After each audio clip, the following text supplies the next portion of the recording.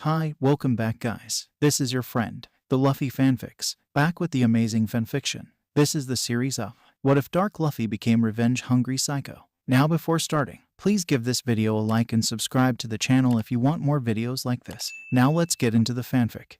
Luffy finally reached his dream. He reached Raftel and found One Piece. But why? Why was he feeling like he hit rock bottom and beyond? Was it something he ate? Or was it the fact that he lost his entire crew and allies in one night? One night before reaching Raftel itself, Luffy was now a bitter, hateful shell of his former self, living on Raftel for 5 years, constantly training and living alone after the demise of his crew and allies. The only reason he was living was due to his comrades, his family telling him to keep moving forward. However, this is about to change very soon. I see no purpose to be here anymore, not without them by my side. I just can't stand being alone anymore. Hancock, Nami, Robin, Zoro, Ussop, Sanji, Chopper, Frankie, Brook, Jinbei, Law, Sabo, Bartolomeo, Shanks, everyone. A very broken Luffy croaked out in sadness, tears flowing out as he walked towards a cliff for his final moment.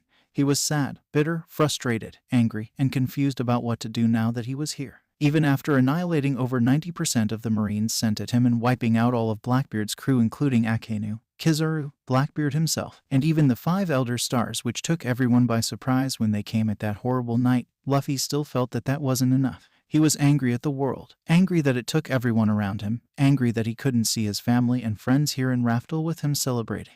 Luffy had a pistol held in his right hand, specially created by Frankie as a gift for his birthday that uses Kairoski bullets. He looked towards what was left of the Thousand Sunny and with his final tears coming down, pointed the gun towards his heart. Everyone, I'm sorry but I can't go on. If there's an afterlife, I'm hoping I'll see you soon. Luffy whispered to himself with a hint of happiness in his tone of voice. Then he pulled the trigger. Boom.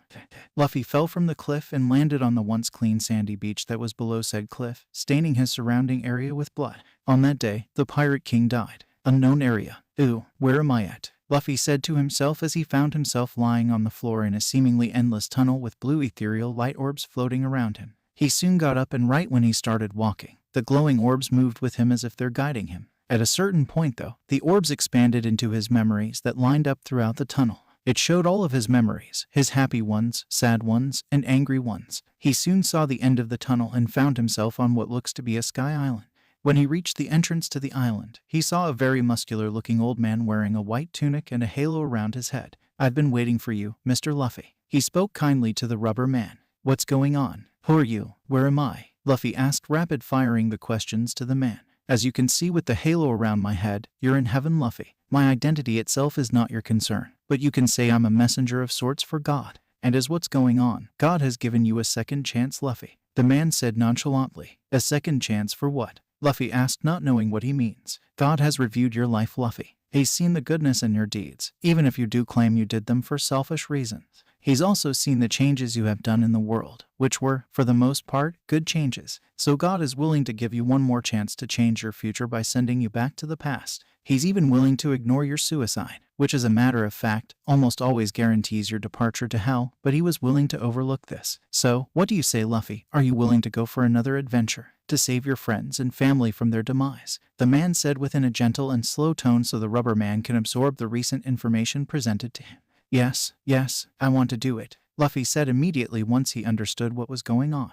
He would finally be able to see his friends again, and change his future for the better. Okay then. Now before we get started, I need to tell you some things that are going to happen when I send you back. First of all, you can choose which part of your life you can go back to. Another thing is you will keep all of your abilities, knowledge and physical fitness even if you say went back to when you were 3. Moreover, you will be given a backpack that has 4 things that you have had or seen in your first life. Another important thing, when you go back, you will be given a journal that retains what happened to you in your first life in great detail so that way you know what will happen before it'll happen. Now lastly, when you go back, there might be some changes from your original timeline, such as events happening earlier or later than when it was supposed to happen, or events that were never supposed to happen in the first place. Okay, I'm ready right now. I have everything planned. That fast. So when do I go? Right now. Wah. Luffy was soon engulfed by the orbs that were following him around and they shot up in the sky along with him. Fuchsia Village, 17 years ago. Huh, was that a dream? Luffy thought as he got up. He then noticed he was in a far too familiar place. Fuchsia Village. Never mind. Let's see if what that old man said was right, Luffy said to himself as he looked over to an olive green backpack. He went over to that green backpack and found that this was too good to be true. The things that he wanted to bring were actually there. His pistol, which is made out of Wapol steel that came along with extra magazines, a Den Mushi, Nami's sorcery climate act and weather eggs along with instructions on how to use it, and Zoro's Shusui. He also found the journal in his backpack, and he opened it to the first page, which also happened to be today. Today, Luffy will attempt to convince red-haired Shanks that he is strong enough for him to be a pirate, utterly failing in the process. Later, in Party's bar, Shanks will continue to mess with Luffy when mountain bandits led by Haguma come inside for some alcohol. While Shanks and Haguma are having a confrontation, Luffy eats the gum fruit ... blah blah blah. Luffy read to himself as he now knew what he had to do. Before leaving, he realized that he had no scars on his body, so he was back to square one. He soon left towards Shanks' ship, knowing he can change his future right now if he so choose to, but decided to just follow what the book has said. He then thought of something important that was told to him on the second-to-last island before reaching Raftel. Don't hesitate to kill, for your enemies give two shits about chivalry and your nakama. They don't play fair, and if given the chance, they can do more harm by being kept alive. I think I should go by those rules this time around, Luffy said to himself as he reached the ramp up to Shanks' ship. Later, everything happened the same for the most part. Right now he was sitting in a chair just finishing to eat the gum fruit, watching Shanks get hassled by Haguma. For some reason, however, Haguma did something that he knew he hadn't done before, smacked Shanks' hat off his head. Just seeing his precious hat get smacked off his role model caused something within Luffy to snap. Oi, what do you want, kid? You got 5 seconds to pick up Shanks' hat, apologize, and have you and your gang leave or else. The world around him suddenly froze. When time started revolving again, on the first second, Haguma and his cronies were just silent. In the second, third, and fourth second, they were laughing hysterically. Finally, on the 5th second, Haguma reached for his sword. At the same time, Luffy vanished. Luffy reappeared behind Haguma, who suddenly felt cold and an unfathomable amount of pain to where his heart is ... or where it used to be. The gaping hole was profusely bleeding out impossible amounts of blood. Everyone stood there wide-eyed and shocked at these series of events. Makino stood there covering her mouth with both hands while Shanks stood up assessing the situation seriously while not believing what he saw. He looked towards Luffy, or what appeared to look like Luffy, and saw his blackened arm covered in blood while holding Haguma's heart ... Wait, blackened arm. Luffy continued walking behind Haguma, approaching his grunts with a glare that make even an admiral flinch. Gee, give it back. Haguma coughed out as he turned around to see Luffy holding his still beating heart. Luffy turned around to see Haguma clutching his chest while approaching him slowly as if each step only brought him closer to death. Luffy looked at him in the eyes and, surprisingly, gave what looked like a very sincere and kind smile. Luffy then raised up the blackened hand holding the heart as if he was going to give it back. Splat.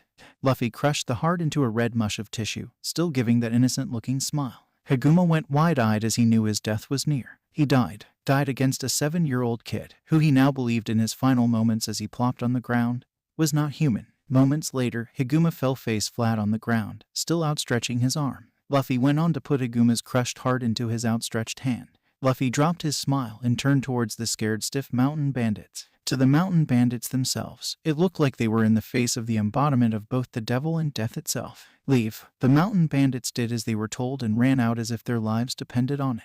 Luffy then walked back seriously towards where Makino was, which caused her to flinch visibly. He then gave the grin that everyone was accustomed to, not the one he gave to Haguma. Shishishishi, Makino, looks like I earned 8 million bully, Luffy said while rubbing his head with his bloodied hand sheepishly. Waiiitt. Luffy, how did you do that? Where did you even learn that? Why did you do it? Shanks exclaimed to Luffy, rapid-firing each question to the rubber boy. When Luffy was going to respond, he felt 3 presences he knew all too well in the same direction. It's 2 years early for this. He's already there. His gaze darkened when he sensed the strongest of the 3, and started walking towards the exit of the bar. I'll be right back. There's something I need to take care of, Luffy monotonously said while he took his backpack. Luffy, wait. You haven't answered my question yet. And what's in that backpack? Shanks yelled it to Luffy to try to stop him, but to no avail. Luffy then exploded into steam as he activated Gear Second, again surprising and shocking everyone in the bar. I'll explain when I get back. He then proceeded to use a mixture of both the Zoro and Jeppu techniques to reach the direction of the presences quickly before it was too late. In a matter of minutes he was already in front of a group of islands. He could see a ship that is docked on the coast and his anger skyrocketed. He was in the Konomi Islands, and the Arlong pirates appeared to have been here for a while. Luffy prepared Shusui to strike when needed. Don't worry, Nami. I'll make sure your mom doesn't die like before. Meanwhile, with Nami and the rest, Mommy! Nami and Nijiko screamed as they ran towards Bellemere to hug her. I'm sorry, Mommy. I didn't mean what I said. Please don't leave us. Don't cry, girls. I wish I could have. I could have provided for you better. I wish that I could have been a better mother to the both of you. Don't say that. We don't need anything, just don't die. Please don't leave us. You need to see the map I'm gonna draw of the whole world. Yes, your map. Go ahead and make your dreams come true ... for me. Bellemere, no. Nami cried out as she doesn't want Bellemere to die. So these are your daughters? Arlong questioned menacingly as he towered over the embracing family. The daughters yelped in fear as they realized who were with them the whole time. Yeah, that's right. And you have to promise me that you'll leave them alone. Bellemere spat out at Arlong. Yeah, no problem. As long as you die like a good girl. Arlong retorted back. Help us. Nami screamed as Genzo brought out 2 pistols to shoot at Arlong, only to have them be deflected by Kirubai and get sliced across his torso by him. Nami could only watch in horror when many of the villagers came to fight against Arlong and his fishman crew. Well then, don't kill them, boys. Just teach them a lesson, Arlong commanded to his crew. Now then, to set an example. Arlong then began to approach Bellemere and her 2 children. Seeing this, Bellemere pushed her 2 daughters inside the house. Heh, you ready to die? Arlong said as he pointed a pistol towards Bellemere. Meanwhile, we have a curb-stop battle involving the fishmen and the villagers. It's obvious who's winning. Time seemed to stop as Bellemere proceeded to say her final words to her 2 daughters. Nijiko, Nami. The 2 girls could only watch in shock and horror in watching their mother get killed. I love you. Time seemed to stop again right as Arlong was about to pull the trigger to shoot point blank directly towards Bellemere's head with his right hand. The next instant, there was blood flying everywhere. No gunshot rang out and all you could see was Bellemere shocked. Arlong shocked as well, holding his right arm, and a black-haired boy in between them holding a black sword that's too big for his right was an olive-green backpack. And right next to his left side was Arlong's hand, still holding the pistol. Luffy transcended to an emotion beyond lividness. He got up and stood up against Arlong, who was still clutching his amputated hand. Luffy glared at him while giving a controlled hacky blast affecting every fishman. Not enough to knock them out, but just enough for them to be petrified with fear. Do you know those moments when you know you fucked up? Well, this is one of them. And it will be you last, Luffy said in a low tone that can only be heard by Arlong and Bellemere. Luffy sliced off the rest of Arlong's limbs in such a speed that it would even make Kizaru jealous and envious. With Arlong now on the ground screaming in pain and agony trying to wiggle away from what cut off his limbs, Luffy cold-heartedly stabbed Arlong through the middle of his spine through the ground so that way he couldn't move anymore. Seeing the opportunity, Luffy proceeded to walk over the shark fishman and whispered into his ear. You tried to take a mother away from her daughters. For what you were about to do to them as well as these defenseless villagers, I will now kill your crew in front of your very eyes. So please, enjoy the show. Luffy spoke sinisterly towards a wide-eyed, trembling Arlong. All fishmen were looking at the 7-year-old kid who brutally stabbed a limbless Arlong to the ground.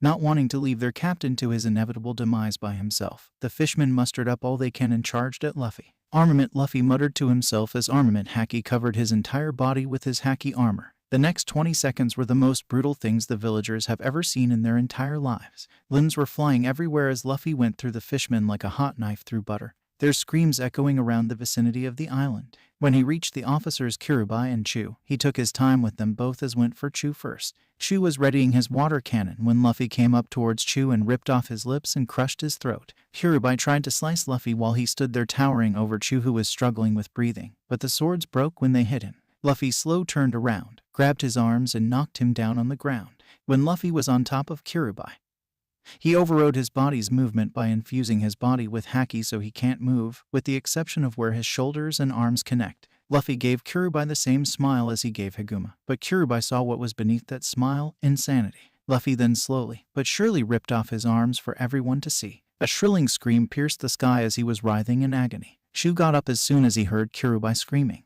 His decision to get up ended up being a fatal mistake in his part as Luffy dug his haki-infused hand into Chu's torso, ripping out his stomach violently in the process, instantly killing Chu. Kirubai was trembling in fear, and started making a run for the cliff so he could jump into the water to escape. His futile efforts were, of course, stopped by Luffy, who brought his trembling body in front of Arlong face down. Arlong's and Kirubai's eyes were filled with fear and tears for one another as Luffy proceeded to get on top Kirubai again to pin him down while he gripped his head. Arlong can only watch in horror as Kirubai gave his final scream as Luffy ripped off Kirubai's head and displayed it for everyone to see. You worthless human, how can you do such a thing? They were my comrades, my brothers. Arlong screamed at Luffy, who was still standing on top of Kirubai's twitching, decapitated body. You brought this on yourself, you racist fishman.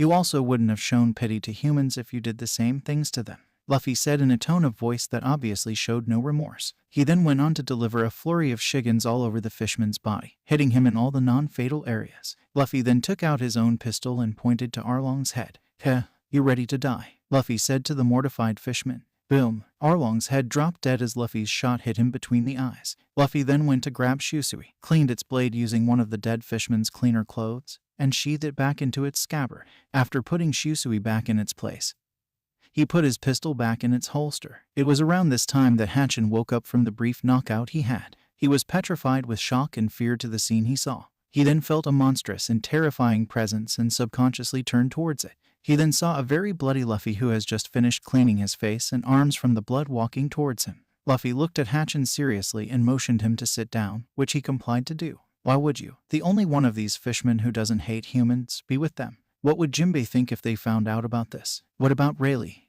Seriously think about what you're gonna say. Hatchin was quiet for a while when he said that until something clicked inside his head. How do you know I know Jinbei and Rayleigh? Shit, I did not think this through, Luffy thought to himself as he tried to think of a good enough answer. Realizing that he has no possible answer to his question, he responded with what he thought was next best thing. I'm the one asking the questions here. What I know and I don't know is none of your business. Now answer the question. I don't think they'll exactly appreciate to what I was gonna help Arlong do to this place. Exactly. I know you're one of the many fishmen out there who want peace and equality with humans out there. But had I not stepped in here, Arlong could have messed that up not just for everyone here on the Konomi Islands, but in the East Blue as well. I know you're a good guy, so I won't kill you. Just leave for now, and quickly. I'll take care of everything else here. Hatchin bowed gratefully and left to departure. Before he left, he could have sworn he heard Luffy murmur, I'll see you in the Grand Line. After Hatchin left, Luffy began to lump all of the bodies into a pile, with the exception of Arlong, who he just left there to the side.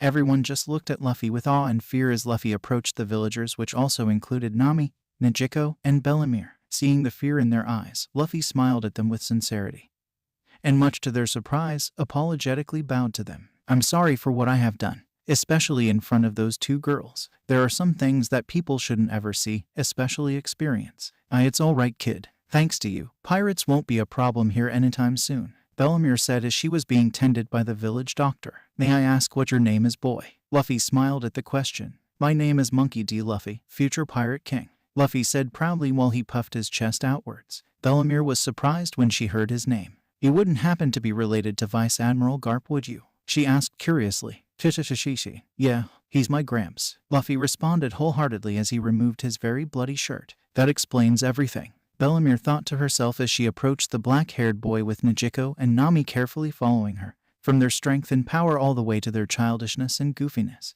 The villagers, on the other hand, were shocked by this revelation and murmured amongst each other. Luffy noticed a piece of paper sticking out of Bellemere's pocket. Can I see that piece of paper in your pocket? Luffy politely asked. I guess so. Bellemere shrugged as she gave Luffy the piece of paper. Luffy stared at the map with nostalgia as he remembered those times that Nami tried to teach him how to navigate just in case anything happened. This map is amazing. Who drew it? Nami came forward, pride emanating from her body, no longer fearing the boy in front of her. I drew that map. Do you like it? She asked happily. Like it? I love it. You have real talent. You should keep going at it. You could become the best navigator in the world, he exclaimed happily as he gave back the map to a now blushing Nami, who in turn gave it back to Bellemere. Hey, what's your name? When I have my crew, do you want to be my navigator? Nami thought for a while. Here is a boy who somewhat scared her at first as she saw what he did to those Arlong and his crew, but he did end up protecting and saving her mother and the villagers and seems to be really kind and cheerful. Weighing her options, she smiled and gave him her answer. My name is Nami, and yes, I'd be happy to. Yes, I already got a crewmate, Luffy exclaimed happily as he jumped in the air. Wait, a new voice piped in. Nami and Luffy turned to the direction of the new voice. Can I join your crew as well? I just want to be there with my sister to see her dream come true, Nejiko said shakily as she didn't know what his response would be. Chishishishi. Of course you can join. The more nakama, the better, Luffy said, even happier now that he already has 2 crew members on board. Bellemere came back in the conversation along with Genzo, both either in a cast or bandaged respectively. Now more importantly, Genzo chimed in. What about these dead fishmen here in our village? What will you do to them? Luffy shrugged. I was thinking of having Nami's mother call in some marines and collect this prick's bounty, Luffy said as he looked towards Arlong's fly-attracting carcass. Luffy turned to Bellemere. Do you have a den mushy? I believe I have one stored in my chest of old marine junk. Bellemere said as she went inside her house to bring out her old Den Den mushi. When she came back, she looked at Luffy questioningly as she realized that he wasn't from around here. How did you get here anyway? She asked curiously. Oh, I flew here. Luffy deadpanned. Everyone was wide-eyed as they looked at the rubber boy with disbelieving eyes. How can you fly? They all exclaimed to Luffy. Like this, Luffy proceeded to jump in the air and started using Jeppo, causing him to hover as in the air, making everyone stare at him in disbelief. How can you do that? They all exclaimed comically to Luffy once again. It's like kicking the air as fast and as hard as possible, I guess. I'm not good at explaining stuff. Luffy explained to the villagers as he stopped using Jeppo. We can see that. They all deadpanned. Anyways, about that Den Den mushi. Here it is. Do you have Marine Headquarters number? Yes, I do, but I'm not sure if they changed it or not. Won't hurt to give it a shot. Luffy shrugged as he proceeded to call Marine HQ.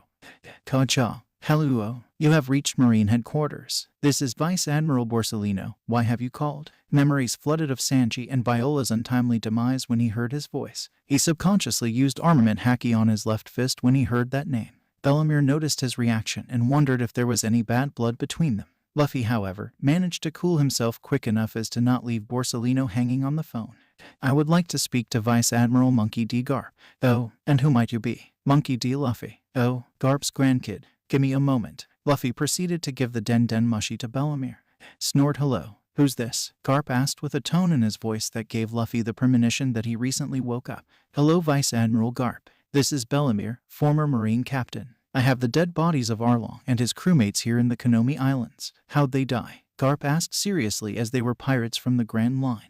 Garp knew full on well that only someone else from the Grand Line is capable of that, and apparently came in the East Blue under his nose. Luffy meanwhile was doing some sort of charades trying to tell Bellemere to not mention him. This of course was fully ignored by Bellemere as she didn't understand what he was trying to do. Your grandson Luffy killed them all. She deadpanned. Garp was silent. Luffy killed fishmen from the Grand Line at the age of 7. How and why is he at the Konomi Islands? Is he there? Yes, he's right here. Bellemere then proceeded to give the Den Den mushi to a mortified Luffy. Hey Gramps. Luffy. How are you at the Konomi Islands? How did you kill all those fishmen? Well Gramps, I came here by running through the air from Fuchsia Village when I sensed someone in danger and I killed all of them by making my arms be black and plowing through them. Luffy said, feigning fear in his voice. Luffy knows haki and one of the Rokushiki techniques. What's going on here? Garp thought to himself as he tried to think what to say next to his 7-year-old grandson.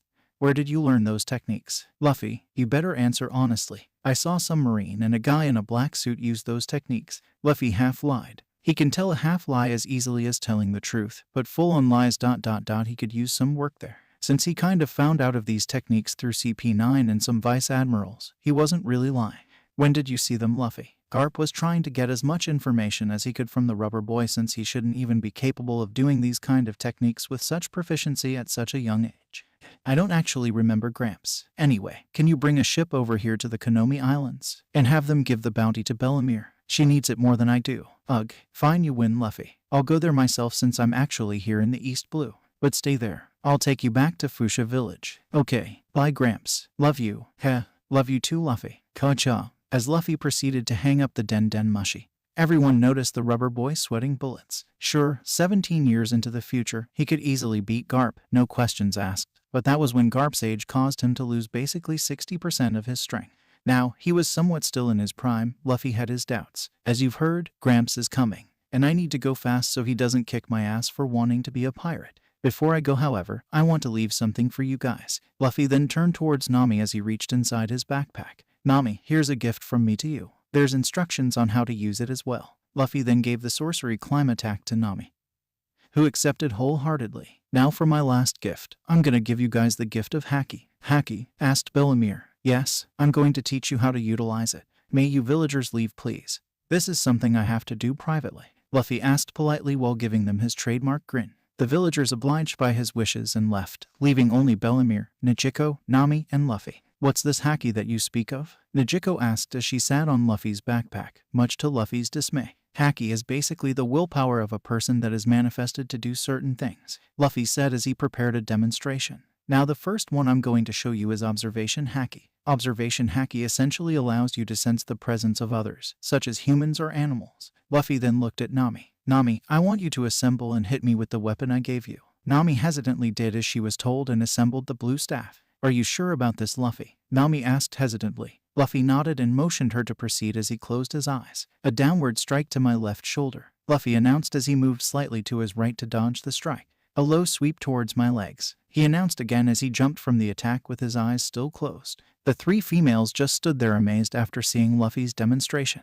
This kind of haki also helps you with dodging attacks. Now you can only dodge attacks if they're thinking about certain attacks. If it's just random strikes or if they're faster than you, it won't really help. Now the next one I'm going to show will be armament haki. Luffy then proceeded to turn his right arm black with haki. This kind of haki will allow you to go through devil fruit defenses as well as enhance your physical attacks. Luffy then grabbed Shisui. He then channeled his haki onto the sword. You can also use it to strengthen your weapons. How will we learn this? Bellamere asked. I'll show you 2 training exercises that help with unlocking and training your haki. For observation haki, one person will be sitting down blindfolded while another one will strike them from behind, and the blindfolded will try to dodge as much times as possible. For armament haki, just try to focus your willpower onto a certain part of your body like your arms or legs. It takes a lot of time to unlock your haki, so don't worry if you don't unlock it within the first week or so. Thank you so much, Luffy, Bellamere said, slightly bowing at the boy with her daughters doing what her mother did in gratitude. Well, I best be off. I'll visit every now and then, but I'll pick you 2 up in 10 years, Luffy said as he pumped his blood faster through his legs,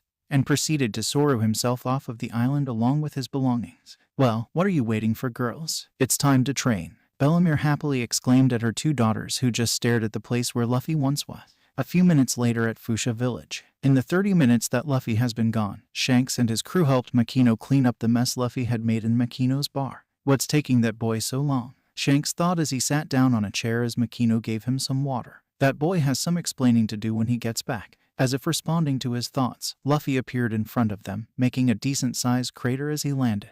Okay, so where were we? Luffy asked as he got out of the crater he created. Maybe you can explain who you really are, Luffy, if that's who you really are. I know for a fact that Luffy would never ever kill someone, much less display the level of skill you showed when you killed Higuma. So tell me, who are you? Shanks asked cautiously as he and the rest of his crew prepared their weapons just in case this Luffy really is an imposter with the ability to use haki. To their surprise, however, Luffy just suddenly started to tremble and realized that he was crying. It's been over 17 years, Shanks, Luffy said as he tried to stop himself from crying, but just couldn't. 17 years. What are you talking about? I'm Luffy, but at the same time I'm not. You see, I'm from 17 years in the future. What? How? Why? Well, I came back to change what I can because all of my nakama died. As to how I came back, I guess you could say God gave me a second chance. What happened? Teach and Sakazuki. Luffy spat in anger and distaste. Shanks knew all too well about Marshal D. Teach and Vice Admiral Sakazuki. After all, Teach gave him his trademark scar and Sakazuki was a very brutal marine to say the least. So what now, Luffy? What are you planning to do? Change as much as I can for the better. Even though I came from the future, the messenger of God told me that my adventure would be different in some areas, meaning not everything will happen as last time. What do you mean? An example to this is why I left 30 minutes ago. Arlong came from the Grand Line 2 years earlier than when he was supposed to. I left to stop him from killing my navigator's mother, and ended up killing him in the process. Wait, hold up. You killed Arlong? Shanks was bewildered. He knew about the Sun Pirates and some of their crew members. Jinbei must have sent him off the Grand Line so he could live or something like that. Looks like his efforts though were wasted. Yes, if kept alive, he would have done so much harm in the East Blue. I see. Oh shit, I forgot. My Gramps is coming. You should leave before he comes. WHAAT. Vice Admiral Garp is coming. Everyone, we're leaving now. Shanks and his first mate Ben Beckman exclaimed as they got supplies to leave Fuchsia Village. Right when they finished loading everything and were about to leave, Shanks went up to Luffy and put his hat on his head. Luffy, Shanks said suddenly. Yes, Shanks. Luffy responded to the red-haired pirate. Give me your Den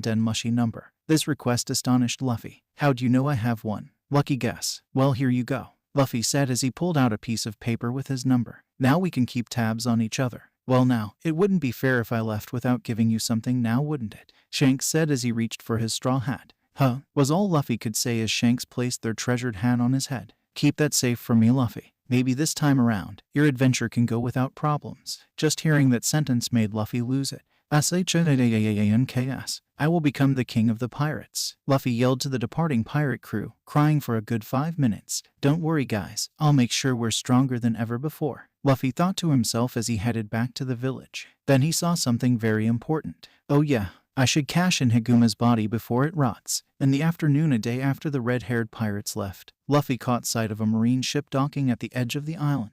He grumbled as he knew he was about to get yelled at by his gramps. Gulp. Well then, time to prepare myself. Luffy thought as put on his backpack and approached his not-too-happy grandfather at the docks. Garp looked at Luffy with anger beyond transgression. When he heard that Luffy killed the fisherman pirates, he didn't expect to find them in such a brutal condition, with some mutilated to the point of being almost unrecognizable. Cough cough Arlong couch chew cough cough. Luffy. I told you to stay at the Konomi Islands so I can pick you up. Why didn't you stay? Garp yelled as he ran towards Luffy. Well, the reason for that is Luffy was interrupted by Garp yelling at him. Don't you say another word. I don't want to hear your excuse. But you asked me why. Luffy got interrupted again, but this time by Garp's fist of love, hitting him on the noggin, knocking Luffy towards the ground. Because the haki overrode Luffy's rubber defense, Garp didn't notice that Luffy was a rubberman. Ignoring what just happened, Luffy got up and went to Garp. Sigh Gramps, there's something I need to show you. What is it? Follow me, Luffy said as he picked up his backpack. Garp accepted Luffy's request and followed him into the jungle. For the first time, he sensed Luffy's presence. His mind just couldn't comprehend what he was sensing.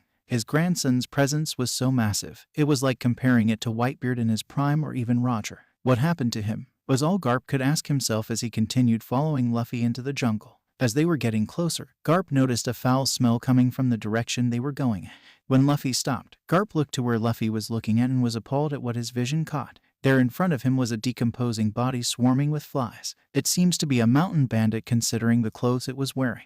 There was a hole surrounded by dry blood and maggots around the heart area, and strapped on his face was a bounty poster. Wanted, dead or alive. Higuma, 8 million police. Sigh, so you killed another person, huh Luffy? Garp asked, no longer surprised by Luffy's actions. Yeah, can I have his bounty? Luffy asked, uncaring of the mood around them. Sure, let me get you your reward. Garp muttered as he picked up the rotting body and left for about 8 seconds before returning to where Luffy was with a suitcase filled with the cash reward.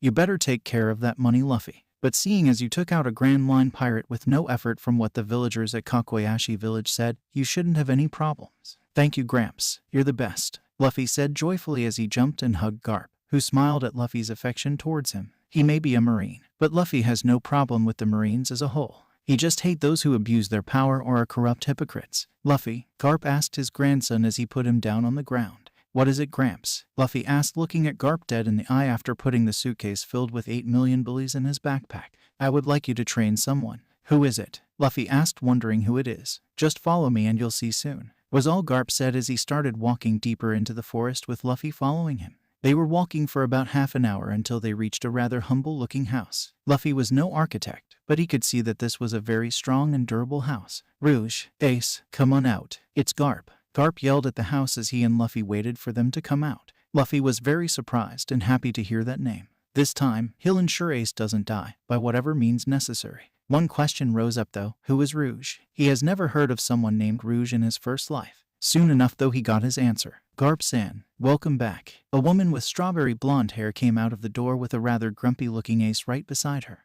The realization hit him like one of Blackbeard's tremor fruit-enhanced punches. Ace's mother, she's alive. But how? She was supposed to have died when she gave birth to Ace, unless... Luffy let out a very audible gasp that was heard by the 3 other people there. What's wrong, Luffy? Garp asked as knelt down to look at Luffy. Huh? Oh, nothing, Gramps. Just spaced out and thought of something, Luffy said as he rubbed his arms. Could me going back in time also change what happened in the past, like Rouge surviving Ace's birth? Or was it merely probability? That's the word I was looking for.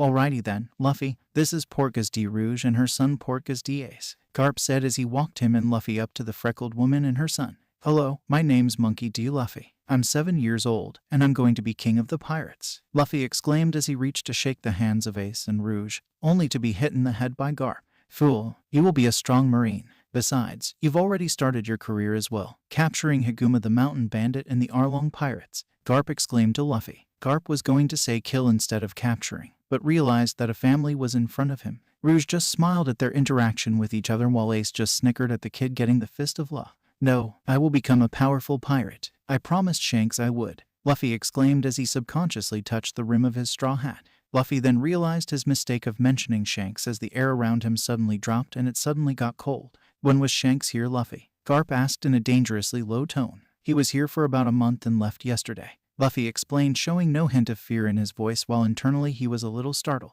So that's where you got your inspiration to be a pirate. Well, anyways, back to business. Rogue, I want my grandson to stay with you and Ace for a while. I want him to train your son in combat. Despite his age, with my grandson's capabilities, he should be able to. Well, I'm fine with that. You did save me and Ace from an unjust execution, so I thank you for whatever you do to ensure our safety. Wait, don't I get a say to this? Ace exclaimed, clearly unhappy that he's going to be trained by someone 3 years younger than he is. He would much prefer to be playing and stealing with Sabo or messing with the Datton family. No, you don't, Ace. Unless you can defeat Luffy in a fight. Garp sneered at Ace in order to rile him up. Obviously, it succeeded to do so. Okay then. You ready for this, pipsqueak? I'm going to beat you down. Oh, by all means try, Ace, if you can actually land a hit, Luffy said as taunted Ace. Luffy, don't hurt him too much, Rouge said as she knew someone who defeated a mountain bandit leader as well as entire pirate crew at that age would definitely be powerful. Mom, whose side are you on? Ace exclaimed as he pointed his finger at Rogue. Shishishishi. Okay, Rouge, I'll try to restrain myself, Luffy said again, taunting the already frustrated, angry Ace. Ace launched himself at Luffy, smirking as victory was closing in on him, only for victory to turn into defeat as Luffy effortlessly dodged that very sloppy, slow, and weak punch by moving slightly to his right. It was at this moment that Ace knew he fucked up, and Luffy launched a simple left hook at Ace's ribcage, launching him towards a tree, hitting and breaking said tree. You see, Ace, that's why I want Luffy to train you. From what I can see, he's much stronger than you on so many levels as well, Garp said, smirking to a bruised up Ace. That was a fluke. He just got lucky, was all Ace could say, causing Luffy to chortle. When is me punching you on the torso and launching you to a tree with enough force to break it a fluke? Luffy asked Ace, causing the freckled boy to redden in embarrassment and frustration. So there it is. As of tomorrow, Luffy will be training Ace so he can get stronger. Whatever. I'm going to hunt, Ace said, leaving the vicinity of the area in order to save face. Don't come back too late, Ace, Rogue said happily. Should I follow him, Gramps? Asked Luffy, already leaving to follow him as well as not stating long enough to know Garp's response. Later, Ace was running around the forest looking for something to eat. He then found a large tiger who also noticed Ace, but proceeded to ignore him. Readying his pipe, Ace launched himself at the beast. When his pipe hit, it did no damage to the tiger except making it angry. The tiger went on to try to crush Ace with his paw. Keyword, try. Right as he was going to get hit, Ace heard the voice of the person he was trying to avoid for the rest of the day. Rankyaku, Luffy yelled out as he kicked the air, launching a blade of compressed air that cleanly sliced through the tiger's arm, amputating it. This of course caused said tiger to roar in agony, and making him even more angry. As Luffy landed on the ground, he unleashed a blast of haki to both the tiger and Ace, just enough to make them shudder in fear. What's this ominous feeling? Ace thought to himself as felt himself freeze up in front of the straw hat wearing boy. The tiger was no less better as he started backing up limply in order to escape Luffy. Luffy just looked up at the tiger and gave him a sadistic grin. Luffy then took Ace's pipe out of his hands and started walking up to the tiger. Wait, dumbass, my weapon did no damage to the beast, yelled Ace to Luffy, attempting to talk some sense into the boy. Just watch this, Ace, was all Luffy said as he infused the pipe with haki, blackening the pipe, shocking Ace as he didn't believe what he saw. Luffy proceeded to smack the tiger once on the head, killing it immediately. But how? Was all Ace can squeak out of his mouth as he saw Luffy walking back towards him and returning the pipe. Haki is what I used, Ace. Gramps did say I would be training you so you can be much stronger than before, Luffy said as went back to pick up the enormous tiger to take with them. So where we headed, Ace? Luffy asked, ready to go. We're going back to my place, Ace responded as they went further inside the forest. As they were walking there, Ace finally asked Luffy, what's my training going to be? Your training is going to be training, Luffy responded as he drooled while thinking about eating smoked tiger meat. I know that, dumbass, but what are we going to do? Ace clarified, irritated by Luffy's dense, blunt mind. Well, I'm going to mainly teach you haki, the rokushiki, as well as work on your physical strength, stamina, and endurance. That's it. Yep, you're not going to teach me any type of martial arts or fighting style. The rokushiki is a fighting style. Well, what about your personal fighting style? I can't teach it to you as it's tailored to my devil fruit powers, Luffy explained to a now shocked Ace. You ate a devil fruit? You're joking with me, right? I thought they weren't real, Ace said skeptically, clearly not believing Luffy. Yeah, I did, and they are real. Mine's called the gum gum fruit, making me a rubberman, Luffy said proudly. That sounds like one of the most useless powers I've ever heard, Ace deadpanned. Oh yeah, watch this. Luffy then dropped the tiger's carcass as he got into a fighting stance. Gear third, Luffy yelled out as he blew massive amounts of air into his arm until it was triple the size of the dead tiger beside Ace. Gum gum giant pistol, Luffy said as he then launched his fist towards an area filled with trees. The attack decimated the entire vicinity, and left a massive fist-shaped crater. To say that Ace's jaw hit the ground is pretty much the pinnacle of understatements. I mean, he's a 10-year-old antisocial narcissist who doesn't believe in things he perceives as fake, such as devil fruits. So for him to see a real devil fruit power, who even then he perceived as being a useless ability, actually be destructive as fuck, it literally blew his mind. So that's what you can do with your ability, Ace said as his brain was trying to process what his eyes saw. After a couple seconds though, Aokiji just gave up on life and crashed, or in simpler terms, Ace fainted. Maybe I showed him a little too much, Luffy asked himself as he went towards Ace and threw him on top of the tiger. Later on at night, Rouge was waiting on the porch patiently for the two boys to come back. Beside her was a blonde boy wearing a top hat and a cravat messing around with his pipe. Sabo wondered where Ace was the entire day as he waited for him at the same place as always. When he went to Ace's place to find out where he was, Ace's mother Rogue told him that he went hunting and that some boy who went by the name of Luffy went after him. It's been a couple of hours since they've been gone, but Rogue said that there was nothing to worry about since Luffy was with Ace. Soon enough though, they could see a laughing boy carrying a dead tiger who Sabo presumed was Luffy walking alongside a grumbling Ace who for some reason was blushing heavily. When Luffy saw the boy who was waiting beside Rogue, he felt massive amounts of joy, but guilt as well. Hey Ace, where were you? I was waiting the entire afternoon, you know, Sabo said as he ran up. I went hunting ... but then this kid came along, Ace began, and I saved his ass. The name's Luffy, by the way, and I'm going to be the king of the pirates. Luffy finished for Ace, suppressing the urge to cry and hug Sabo while making Ace further redden. Well, hello Luffy, and what do you mean you saved his ass? Sabo inquired, not really understanding completely what Luffy said. What I mean is that I killed our food for us when Ace couldn't and almost got smashed by it, Luffy explained, causing Ace to explode in rage. Shut up Luffy, I could have handled it by myself, yelled Ace, trying to save face in front of his mom and Sabo. Luffy just laughed off Ace's anger and placed the tiger in front of Rouge. So when we gonna eat? Asked Luffy as his stomach grumbled rather loudly. Give me an hour to prepare that tiger. Meanwhile you three should take a bath, Rouge said as she brought the massive tiger to the back of the house, actually surprising Luffy of her strength that her body doesn't look like it should have.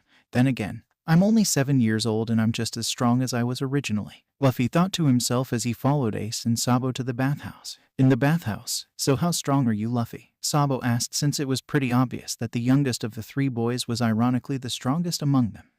Well, I guess you can say that I'm the strongest person in the East Blue right now, excluding Gramps, Luffy said nonchalantly at the wide-eyed boys as he prepared to heat up the water. I know you're strong Luffy, but I highly doubt that you are even that strong, Ace deadpanned as helped pass Luffy the firewood. Well, the East Blue is the weakest of the 4 seas, and I also took down a fisherman pirate crew from the Grand Line as well as a leader of a mountain bandit crew yesterday, so that should give me some credibility, Luffy explained to the now shocked duo 10-year-olds as he dunked himself into the bathtub. Okay then, so Sabo, Ace announced suddenly as he joined Luffy in the tub. What is it Ace? Asked Sabo as he joined the other two. Would you like Luffy to train you and me so we can be stronger? He's definitely stronger than the both of us and he knows some techniques that are pretty useful, Ace explained to Sabo as Ace scrubbed his head with soap. You know what? Sure, I'll do it. Besides, if the three of us want to be pirates, so we're gonna need to be strong. Sabo agreed. Alrighty then, let's finish up here and go eat some meat, Luffy said happily as he got out of the tub to dry himself, with Sabo and Ace followed suit soon after. Once they left the bathhouse, all three of them could smell the wonderful aroma of grilled tiger meat. Sabo was drooling with anticipation while Ace just looked at the other two and gave them one of his rare, genuine smiles. So far, everything's going well. I hope it continues like that, Luffy thought happily as he walked side by side with Sabo and Ace as they entered the house. It's been 4 months since Luffy began training Ace and Sabo. Luffy had them find out some things about themselves, such as Ace actually having Conqueror's Haki and Sabo having a natural affinity to Armament Haki. So far, they've been working on their other Haki. Ace found it much easier to use observation compared to Armament, as he can now predict some of Sabo's and Luffy's attacks. Meanwhile, Sabo was the opposite, already being able to coat his fists with Haki and being able to smash through small trees. They've also been working on 2 of the Rokushiki techniques, Soru and Tekai, successfully learning it, but still at the amateur level. Occasionally, he'd go to Fuchsia Village to check the progress of Nijiko and Nami. Nami has been doing very well in using her staff as well as improving her armament Haki, scaring Luffy a little as he remembered when she has one of her tantrums when she gets older. Nijiko was doing exceptionally well with using knives and pistols. She is also doing great in the observation Haki department, as when Luffy came to visit them for the 7th time, she was already waiting for him. Going back to what has been currently going on Dawn Island, Luffy was somewhat worried for his now sworn brothers as they've confronted the Blue Gem pirates more early, and Luffy might have caused a strife between them after that incident that happened 2 months ago. Flashback. During the second month, Luffy was waiting for them at their usual training area. He was very irritated that his newly proclaimed brothers had not come yet and were 2 hours late as of now. Moments later, he sensed them running away from something, apparently leading that thing to his direction. When they came into view, Luffy saw Sabo riding on Ace's shoulders, throwing a smoke bomb at them, giving him and Ace enough time to hide, but leaving a confused Luffy just sitting there in front of a couple of pirates who thought he had the treasure. "Hey brat, where's our treasure?" A very huge pirate with flowing lavender hair who was towering over Luffy demanded. "Who, me?" "Yes, me." "Couldn't be, then who?" Luffy joked at the pirates, showing no fear in his eyes or face. "Quit messing with us, kid. Tell Porkamy and us and we may let you live," said one of the grunts to the right of the now named Porkamy. "You know, right now I'm not in a good mood. My brothers left me to do some other things instead of train. So I'm telling you all kindly right now, leave, and no one dies," Luffy said, monotonously blasting them with just enough conqueror's haki to shake them up a bit. "You threatening us, kid?" demanded Porkamy, ignoring Luffy's warning as he brought out his scimitar and pointed it at Luffy, nicking his straw hat in the process. "You made a grave mistake," was all Luffy said before he vanished, leaving a massive gust in his wake. "Huh, where'd he go? Everyone, search Aruaaaaaaaaaaaggg." Luffy grabbed Porkamy's arms and thrusted them forward so fast that Porkamy's arm bones got forcefully launched out of his arms, leaving his arms into a limp, muscly mess and causing him to drop his scimitar. "Porkamy, you bastard!" exclaimed the grunts as they charged at Luffy. Luffy rushed them and punched one of the grunts so hard in the head that his head got launched off his shoulders, flying unknowingly into the direction where Ace and Sabo were at. "Oh my god!" Sabo screamed before Ace covered his mouth so they wouldn't be detected. They were hiding in the bush once they dropped that smoke bomb, and were worried that Luffy might get killed by the pirates they robbed. However, their fears were misplaced as they saw what Luffy did to the rest of the pirates. They never saw this side of Luffy even when they were hunting. They continued to watch in horror as Luffy brutally murdered all of the pirates one by one. The second pirate grunt had the pleasure of having his heart ripped out while having it shoved down his throat. The third pirate grunt got his spine ripped out along with his ribcage, while 2 seconds later the fourth and final grunt got his gentleman's parts crushed, leaving him unconscious after a very high-pitched scream that would make Pika feel happy about his own voice. Why you monster, get away from me," Porkamy screamed at Luffy as Luffy slowly closed in on the defenseless Porkamy. "Oh, don't worry, it'll be over soon," Luffy said as jumped on Porkamy's shoulders, grinning sadistically at him while he ripped Porkamy in half from the head down. "Sabo, remind me not to piss him off," said a frightened Ace while hugging Sabo, who was ready to tear up. "So that's how he kills someone? That's so cruel," Sabo asked, clearly traumatized for life as he stared at Luffy, who was completely caked in blood. They then saw the grunt who got his Johnson crushed crawling towards Luffy with tears in his eyes. "Please kill me now the grunt wheezed out as he had trouble breathing. "How about no?" Luffy said as grabbed the remains of the pirates and put them in massive bag that Porkamy conveniently had with him that was large enough to put their remains in them. "You will tell your leader that if he tries to harm any of my brothers, well, let's just say that what I did now will not compare to what I'll do with him." Luffy proceeded to grab the grunt in the bag and was at the gray terminal in a couple of seconds. "I'll leave you here, now go," Luffy said as he dropped him off with the bag at the port near the outskirts of the gray terminal. Luffy proceeded to walk back through the gray terminal until he heard a noticeable boom from a flintlock pistol. He then sensed the grunt's presence disappear. "TCH, this is why I hate people like that. I'll fucking end him if dare comes near my family." Back to present. Luffy was waiting for lunch to be prepared when he noticed the presence of someone who he hasn't seen in a long time.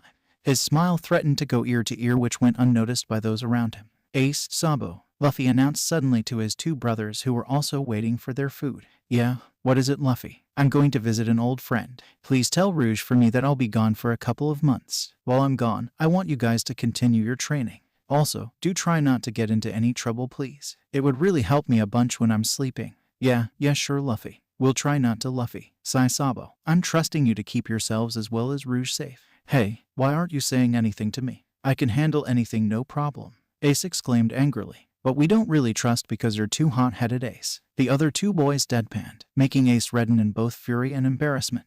"Anyways," Luffy said as he grabbed his backpack and used Gear Second. "See ya," and thus Luffy headed towards the direction of a certain swordsman. "Zoro, you'll become much stronger this time. I swear it," Luffy thought as he heard his stomach grumble rather loudly. "Fuck, I forgot to eat because of my excitement," Luffy screamed as he was in the middle of the ocean and it was a little too late to go back. At Shimotsuki Village, Zoro was pissed, royally pissed, This was his 1838th loss against Kuina, and Ha doesn't know why she keeps beating him. He keeps training harder than anyone else here, but despite that he still can't win against her. He stormed out of his sensei's dojo and was currently sulking behind a tree when he heard and felt a massive boom come nearby. When he walked towards where he heard the boom, he found a very massive crater with a boy in the middle, and he appeared to be steaming as is having a rather large backpack on him. Shishishishi. Hello, where am I? Luffy asked as he saw the face of his best friend, grinning ear to ear. You're at Shimotsuki Village. Zoro responded back. Who is this kid? Despite looking very goofy, I can tell he's quite strong,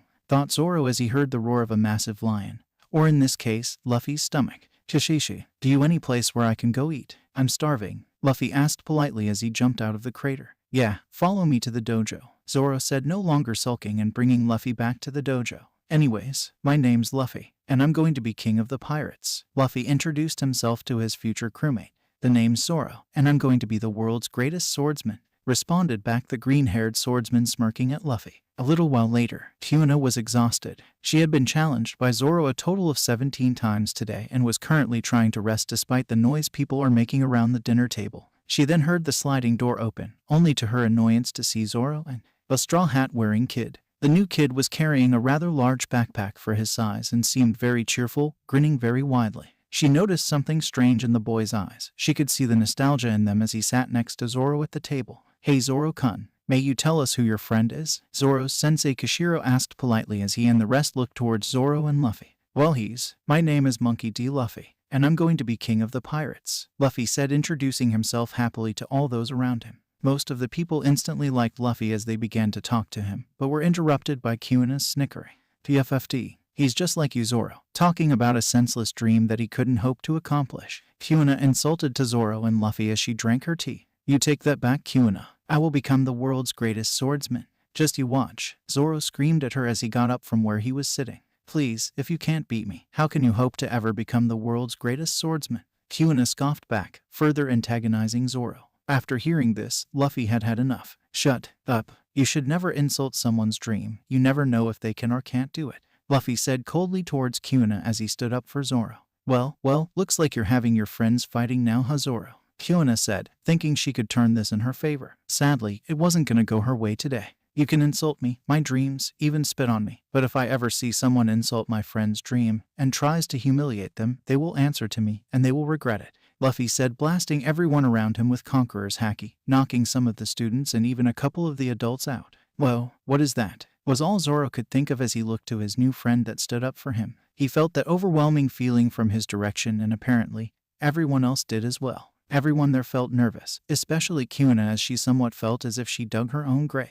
Let's make a deal. We will have a sparring match with real swords. First one to draw blood wins. If I win, you will join my pirate crew when I'm old enough, as well as apologize to Zoro to what you said, Luffy said as he looked into his backpack. And if I win, Kuina asked, I'll give you this katana. Luffy responded back as he took out Shusui from said backpack. Well, was the response that everyone except Zoro, Kuina, and Kojiro gave. That katana. I can feel it calling to me somehow, Zoro thought as he was in awe as he looked at the katana. That's no ordinary katana from what I can see. I can feel the power it holds. If I can beat this kid, I'll have it along with Wado Ikemanji, Kuina thought as a smile crept on her face. That katana. It can't be. It's the katana of the legendary hero from the Wano Kingdom. Where did he get such a relic? Kojiro thought as he recognized the design of the scabbard and the flower-shaped guard, confirming it to himself that it indeed was the legendary Shusui. Where did you get such a katana, Luffy? Kojiro asked as he really wanted to know where he got it. Let's just say that I found it somewhere and I'm waiting for the right person to give it to,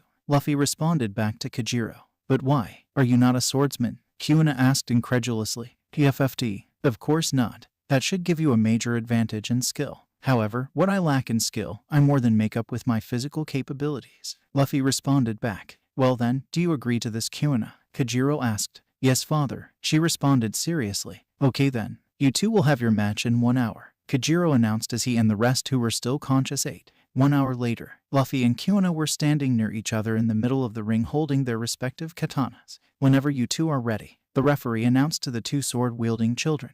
Both nodded their heads as Kuina entered her stance, unsheathing Wado Ikemanji while Luffy just stood there. You do know that we already started, right? Kuina asked as she stood there with her katana ready to defend. Yep, Luffy said, smiling as he stood there. Well, are you going to pull out your katana? She asked questioningly. I already did. Kuina then realized that Luffy was right behind her, pinning Shusui to her neck, drawing a bit of blood from her, with said blood trickling down her neck. She, along with everyone else, were mind-blown, asking themselves the same thing. How did he do that? Luffy then took Shusui off Kuina's neck and put it back into its sheath. Kuina just stood there, motionless, trying to comprehend what just happened in that fraction of a second. What was that just now? Kuina yelled angrily towards Luffy. Luffy just turned around and looked at her dead in the eye, causing her to flinch visibly. Speed. WHAAT. Everyone exclaimed as they all looked at Luffy. It's just as I said. I was simply too fast for her brain to process what was going on. Luffy explained. But wouldn't you experience tunnel vision going that fast? One of the adults asked. That's not a problem for me because I don't experience tunnel vision, Luffy said as he put Shusui back into his backpack. Now before you guys ask how, I'll just say this. Hellish training that most of you wouldn't even last in the first hour, Luffy said seriously to all those around him, causing most of those there to gulp. Zoro, I'm sorry that I said all of that and trying to undermine you, Kuina said as she bowed towards the two boys. Sigh, I guess I'm under your care, Captain, Kuina continued, smiling at what she said. It's okay now, Kuina. So Luffy, Zoro asked out of nowhere as he tapped Luffy on the shoulders. What is it, Zoro? Luffy responded happily. May you train me, Zoro said seriously after seeing the strength the straw hat wearing kid in front of him. Everyone looked at Zoro worryingly. He asked the kid who beat Kuina in a fraction of a second for training. They were all hoping for the sake of Zoro that Luffy will say no. Sure, but you'll have to join my crew once we're older, Luffy said happily. Inside of his mind, he was doing a victory dance. 2 down, 2 to go, Luffy thought as he continued his mental victory dance. Fair enough. I can probably make my dream come true if I follow someone as strong as you. Also, thank you for defending me in my dream. I really appreciate it, Zoro said smiling as he put his hand out to shake, which Luffy took joyously. Also, speaking about training, you cannot challenge Kuina anymore until I think you are ready, okay? Luffy said as he now looked at a disgruntled Zoro who nevertheless agreed begrudgingly. 2 months later, Luffy believes Zoro is ready. Like Sabo, he has a natural affinity to armament haki as well as unlocking his conqueror's haki like Ace did. His observation haki can use some work, but he can now know where his opponent is going to strike 60% of the time. Zoro also developed his own style of swordsmanship that involved his 2 black katanas. Luffy soon had to go back in order to check on Sabo and Ace's progress. So this would be his final week there at the Shimotsuki village. Zoro, it's time, Luffy said in a super serious sage-like voice. Fucking finally. I've had enough of you striking me in the head with the damn fucking bamboo sword. I have been training and waiting too damn long for this. Let's go kick Kuina's ass today. Also, why are you wearing that damn fake old man beard? Zoro exclaimed as he looked extremely pumped. Possibly too pumped. It helps me concentrate when I train people. Anyways, Zoro, I wanted to give you this, Luffy said as he took out Shusui from his backpack. Huh, but that's your sword. And I already have these 2 other swords, Zoro said in complete shock. Zoro, as I said before, I'm not a swordsman, and I have said that I was waiting for the right person to give it to, so here you go, you're going to need it against Kuina, Luffy explained as he tossed Zoro the sword. It'll be the same rules that me and Kuina had 2 months ago on our match. You better not lose. Don't worry, after that hellish training you made me go through, I'm pretty sure I can beat her. Let's go, Zoro exclaimed happily as he began walking down the hill they were training on. Zoro, the dojo is in the opposite direction, Luffy said as he pointed towards the dojo. Actually in the opposite direction than where Zoro was heading. I knew that, yelled a flustered and embarrassed Zoro as he followed Luffy towards the dojo ... only to turn right. Zoro, you're going the wrong way, Luffy exclaimed as the realization hit him. I fucked up Zoro's sense of direction. Well shit, no more observation haki training for him. At the dojo, Kuina, I challenge you to a duel. It won't be the same as before, Zoro yelled the moment he entered the dojo, startling mostly everyone present in the main room. Kuina just looked at him and sighed. Didn't Luffy tell you not to challenge me? Kuina asked as she stood up. Don't worry, I gave him the okay, Luffy said popping up behind Zoro. Kuina just turned her head to look at Luffy and sighed. Okay then, when and where? Outside in 1 hour. And the rules are first blood as well as using actual swords, Luffy said as he showed everyone that Zoro had Shusui. So you think Zoro is worthy of Shusui, Luffy? Kajiro asked as he looked on at Zoro who he held the sword with great care. Yes, I do. I believe he'll be the world's greatest swordsman if he continues on the path he chooses, Luffy said proudly as he looked towards Zoro who also looked towards him smiling with pride. Outside the dojo 1 hour later, Zoro and Kuina were standing in the middle of the makeshift arena outside looking at each other dead in the eye. Luffy looked at them in the sidelines along with Kajiro. Per Luffy's request, Kajiro said that this match will be a private one that only him and Kajiro will be present. Whenever you two are ready, Kajiro said as he smiled towards his students. Go guys, I'm rooting for both of you. Luffy yelled happily towards them. It doesn't work that way. Both of the combatants exclaimed as Luffy just laughed at their response, making them go back into their fighting stance. I've been waiting to beat you for far too long, Zoro said as he took out his 2 black katanas and left Shusui sheath. Let us see if our captain's training has paid off for you, Kuina said back as she took out Wado Ikamanji. The two were in a Mexican standoff trying to see what the other was going to do. Seeing that Kuina wasn't planning on attacking, Zoro rushed at her at a much faster speed than she expected. He's faster now, Kuina thought as her muscles frantically exerted themselves in order to block Zoro's horizontal slash, which was much stronger than before, causing her to be launched off her feet a good 4 meters. Luffy's training really paid off for him, Kuina thought to herself as she brought herself in a defensive position as Zoro rushed at her again. Seeing this, Kuina smirked. However, I just need to accommodate myself towards his newfound strength.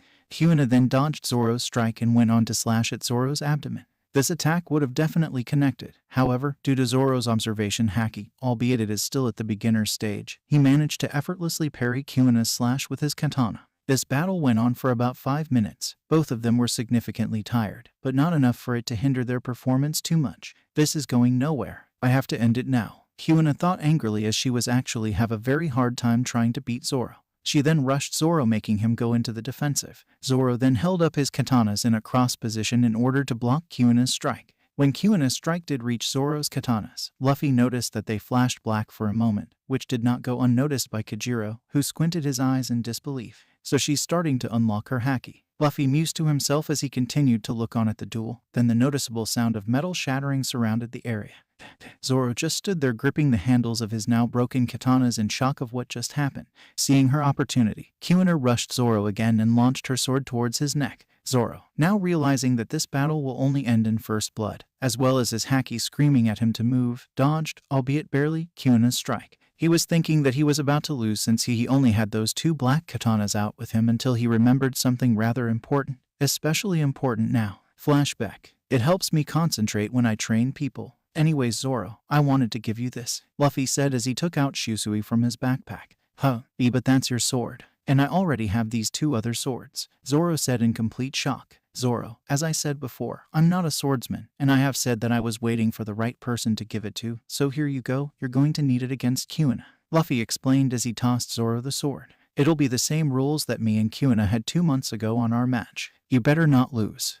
So you think Zoro is worthy of Shusui, Luffy? Kajiro asked as he looked on at Zoro, who he held the sword with great care. Yes, I do. I believe he'll be the world's greatest swordsman if he continues on the path he chooses, Luffy said proudly as he looked towards Zoro, who also looked towards him smiling with pride. Shusui, back to the fight. Zoro took out Shusui at a speed that he never realized that he had, and parried Kuina's strike, causing her to continue moving forward, lose her balance and fall. When he took it out, memories of a certain technique flooded into his mind so he can use to finish the duel. One sword style, Zoro began chanting. Kuina got back up from her fall, embarrassed and angry at what happened, blindly rushed Zoro with rage evident in her eyes. Draw and resheath technique. Kuina was just 3 meters away from Zoro as she went to position her blade to slash Zoro's chest. Lion's Song, Zoro exclaimed as he moved at an incredible speed that consequently put a massive amount of strain on his body since it isn't conditioned for such a technique yet, causing his muscles to spasm painfully. He was behind Kuina as she began to process what happened. As he sheathed his sword back into its scabbard, his slash appeared diagonally across her chest, causing blood to leak out of her wound. She screamed in pain and agony as she fell to the ground, letting go of Wado, breathing heavily. I won, Zoro breathed out as he staggered towards Kuina while Luffy and Kajiro did the same. I'm proud of both of you, especially you Zoro. You've grown so much since you've came here at this dojo. And Kuina, he was a major motivator for you as well, since you were stronger in each duel you have had, Kajiro said as he put his hand on Zoro's shoulders. Zoro was starting to cry in joy as Kuina stood up holding Wado in one hand as she gripped her chest. Luffy went to help her, but she shook him off gently. That was when Luffy noticed the sad smile worn on Kuina's face as she looked at Zoro and her father. Well, now that Zoro has surpassed me, there's nothing I can do now, Kuina said cryptically. What do you mean? Zoro asked, confused at what his rival had said. Well, it's just that, now that you've beaten me, I have no chance to surpass you so I can be the world's greatest swordsman, she responded as a few tears leaked out of her eyes. I mean, women are born inferior to men in terms of physical capabilities. And now that I've started developing, I will just grow weaker from me. She was stopped by Luffy slapping her across the face. Don't you ever say that again. Your gender does not decide if you will be weak or not. Luffy exclaimed angrily at the female swordsman while Zoro and Kajiro looked at this confrontation shocked and appalled. Have you ever heard of the Kuja? They are a group of female warriors in the calm belt of the Grand Line that are known for their beauty and strength. I've become friends with them and one of them used to beat me up, so don't believe that women are weaker than men. Kuina just stood there speechless at Luffy's rant. It gave her a newfound hope that she actually has a chance to become the world's greatest swordsman. Kuina looked at Luffy as the tears began to form in her eyes again. Though instead of being filled sadness and sorrow, they were tears of joy and happiness that she actually can make her dream come true. Thank you, Luffy. Thank you for believing in me, Kuina said finally as she wiped the tears off her face. Shishishishi. I'll always be there for my nakama no matter what, Luffy promised as he gave her his trademark grin, making her chuckle while Zoro smirked. Kuina turned her head to face her father who was smiling warmly towards her. You are steadily becoming ready to take over the dojo. Once you become an adult, it'll be all yours, Kajiro said sincerely as he was proven wrong about what he told to Kuina that gave her that mentality of gender strength. This Luffy kid is really a good influence to both Zoro and Kuina. Thank you, father, but I'm going to pass that offer, Kuina said, shocking both Zoro and Kajiro. May you explain why? Kajiro questioned his daughter. Because I already promised to join Luffy's crew once he's old enough. He's a good person, and someone who I wouldn't mind to follow, she answered to her father. She then turned to look at Zoro. Zoro, let's make a promise. A promise about what? A promise that once we reach the end of our journey, that we will have one last duel to prove who is the world's greatest swordsman, Kuina declared as she put her hand out for a shake. A promise it is then. Zoro complied, smirking at her as he shook Kuina's hand. Now that that's over, I'm going to sleep, Luffy said as he entered the dojo towards his temporary room, again somewhat ruining the mood of the area. The next day, Luffy was following Kuina around the dojo as Zoro went to practice his swordsmanship some more by himself. Luffy decided that he'll teach Kuina how to use haki once she gets her sword sharpened. Why do you have to get your sword sharpened again? Luffy asked Kuina as they were walking. Well, with that match with Zoro, it's best to make sure I take care of Wado here so it can stay in prime condition, Kuina responded as they entered one of the dojo's corridors. As they were walking down the corridor, Luffy remembered something. So Kuina, you would like to become stronger, right? Luffy asked Kuina suddenly. That's correct, Kuina responded as she suspected Luffy was up to something. Then how about I teach you what I taught Zoro? Luffy said as he and Kuina entered one of the rooms in the dojo. Sure, anything to get back at Zoro for slashing me across the chest, Kuina said as she climbed up the stairs to get her equipment to sharpen her sword. Now what is this thing that you are going to teach me? Kuina slipped as she was going back down the stairs, letting go of Wado Ikamanji as well as the equipment she had in her other hand. Gum Gum Balloon, Luffy said as puffed himself up so that Kuina can have a safe landing. Gee, thank you, Luffy. For a moment I thought my life was gonna flash before my eyes, Kuina said to Luffy as she thanked him. No problem. Now back to Ho. Luffy stopped mid-sentence when he sensed his brother Ace in grave danger. You know what, Kuina? Ask Zoro what the training regime is. I need to take care of something urgent, Luffy said as he sprung into gear second and jetbooted himself out of there. You had one job, Sabo, one job. And that was to make sure you two would be safe. Luffy yelled in anger as he dug into his backpack to take out his journal. When he opened it, he paled when he read what was there. On this day, Luffy and Ace are put to work by placing explosives all over the Grey Terminal. Once they place got caught on fire, the Blue Gem pirates couldn't get in the city, so they tried to release their anger by killing Luffy and Ace. This, however, was stopped by Daten and her cohorts as they rescued Luffy and Ace. Of all the times it could have happened, it had to happen now, Luffy said lividly as he was reaching Dawn Island in record time. Ace was not having a good day. In fact, he wouldn't have a worse day until he confronts Blackbeard and gets captured, thinking he and Sabo can still steal under the noses of the Blue Gem pirates. They tried to do it once more after Ace convinced Sabo, only for both of them to get captured by Blue Jam and his crew. How? Ace thought angrily as helped Blue Jam and his crew set up packages all over the area of the Grey Terminal. Man, I should have listened to Luffy. I don't even know when he'll come back. Now because of me, Sabo was forced back into his old home to which he doesn't want to be at. Ace was ready to tear up in anguish as he was being pushed forward by Blue Jam. I thought I told your grunt to tell you not to harm my brother's Blue Jam, said a childlike voice who Ace immediately recognized. Blue Jam and his cohorts turned around to see a rather pissed Luffy who was steaming all over. Ace was very happy when he saw Luffy, but then he saw the look Luffy was giving him. Ace, would you please tell me how you got into this situation? Luffy said as he gave a strained smile while the look in his eyes showed Ace that he was gonna get it after this. While Luffy was assessing the situation, he noticed the paper Blue Jam was holding in his left hand. "Oh, what's this?" Luffy said as he took the paper from Blue Gem's hand and looked into what appeared to be a map of the Grey Terminal. It took him a couple seconds before Blue Gem looked into his left hand. When he realized what happened, he was left shocked as he didn't even see the kid take the paper from him. Heck, he didn't even see the kid move from his spot. "So, you were planning on burning down the Grey Terminal? Why were you planning that?" Luffy asked Blue Gem. "Isn't it obvious?" Blue Gem retorted. "The nobles say that if we burn down this wretched place, we can become nobles ourselves. Who wouldn't accept this offer?" Blue Gem continued raising his voice every couple of seconds. Luffy just looked at him with little pity. Knowing that he was one of those responsible for having a traumatic experience, however, made Luffy reaffirm his decision. "So this is how it's going to turn out. I will kill all of you, and that's it." Luffy deadpanned as he put the piece of paper in his pocket and set aside his backpack. Blue Gem and all of his cohorts started roaring in laughter right as Luffy finished his sentence. Blue Gem continued laughing until he noticed that he was the only one laughing, along with feeling some warm liquid land on him. He then opened his eyes and looked in shock as all of his grunts were sliced in perfect, neat piles of flesh and organs. What did you do?" Blue Gem yelled in anger as he looked towards Luffy. "Rankyaku barrage," Luffy muttered, barely audible to Ace and Blue Gem, who were the only ones left there alive.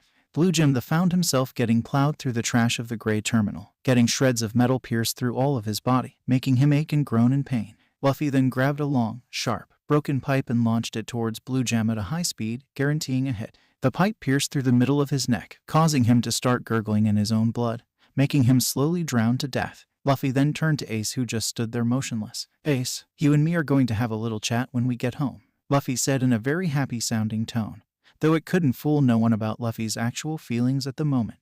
But before that, Luffy said as he took out the map from his pocket and looked at it, "We need to retrieve those boxes and dump them into the ocean, so help me with that," Luffy said, seemingly calming himself down enough to think rationally. Later at night.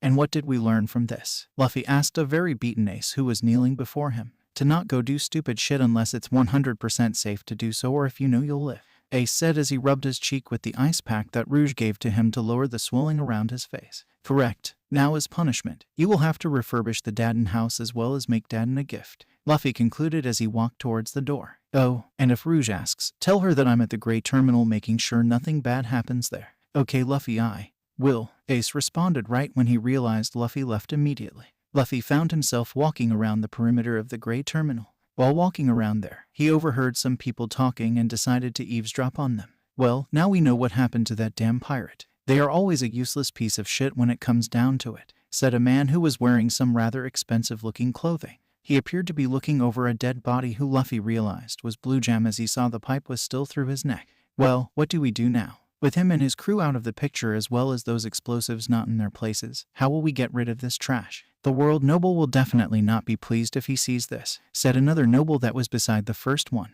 After hearing this, Luffy decided to take action. "The world noble will definitely not be pleased when he sees this trash. As to how you nobles will get rid of it, you won't," Luffy said as he surprised the two nobles as well as the guards that came with them. "Who are you, kid? And what do you mean we won't be able to get rid of this place? It's just trash. That's all there is to it. What, do you think you can stop us?" yelled angrily Noble Number 1 as his guards surrounded him. "Actually, yes I do. And you guys won't be going nowhere," affirmed Luffy as he started walking down the heap of scrap metal and trash towards the nobles who were being protected by their guards. Luffy decided to just knock all of them out with his conqueror's hacky feeling too lazy to actually punch them. He went on to tie them all up with some rope he found in the metal heap beside him, then mischievously decided to bring them to the Dadden house in which they were beaten brutally by a very happy Dadden and her grunts.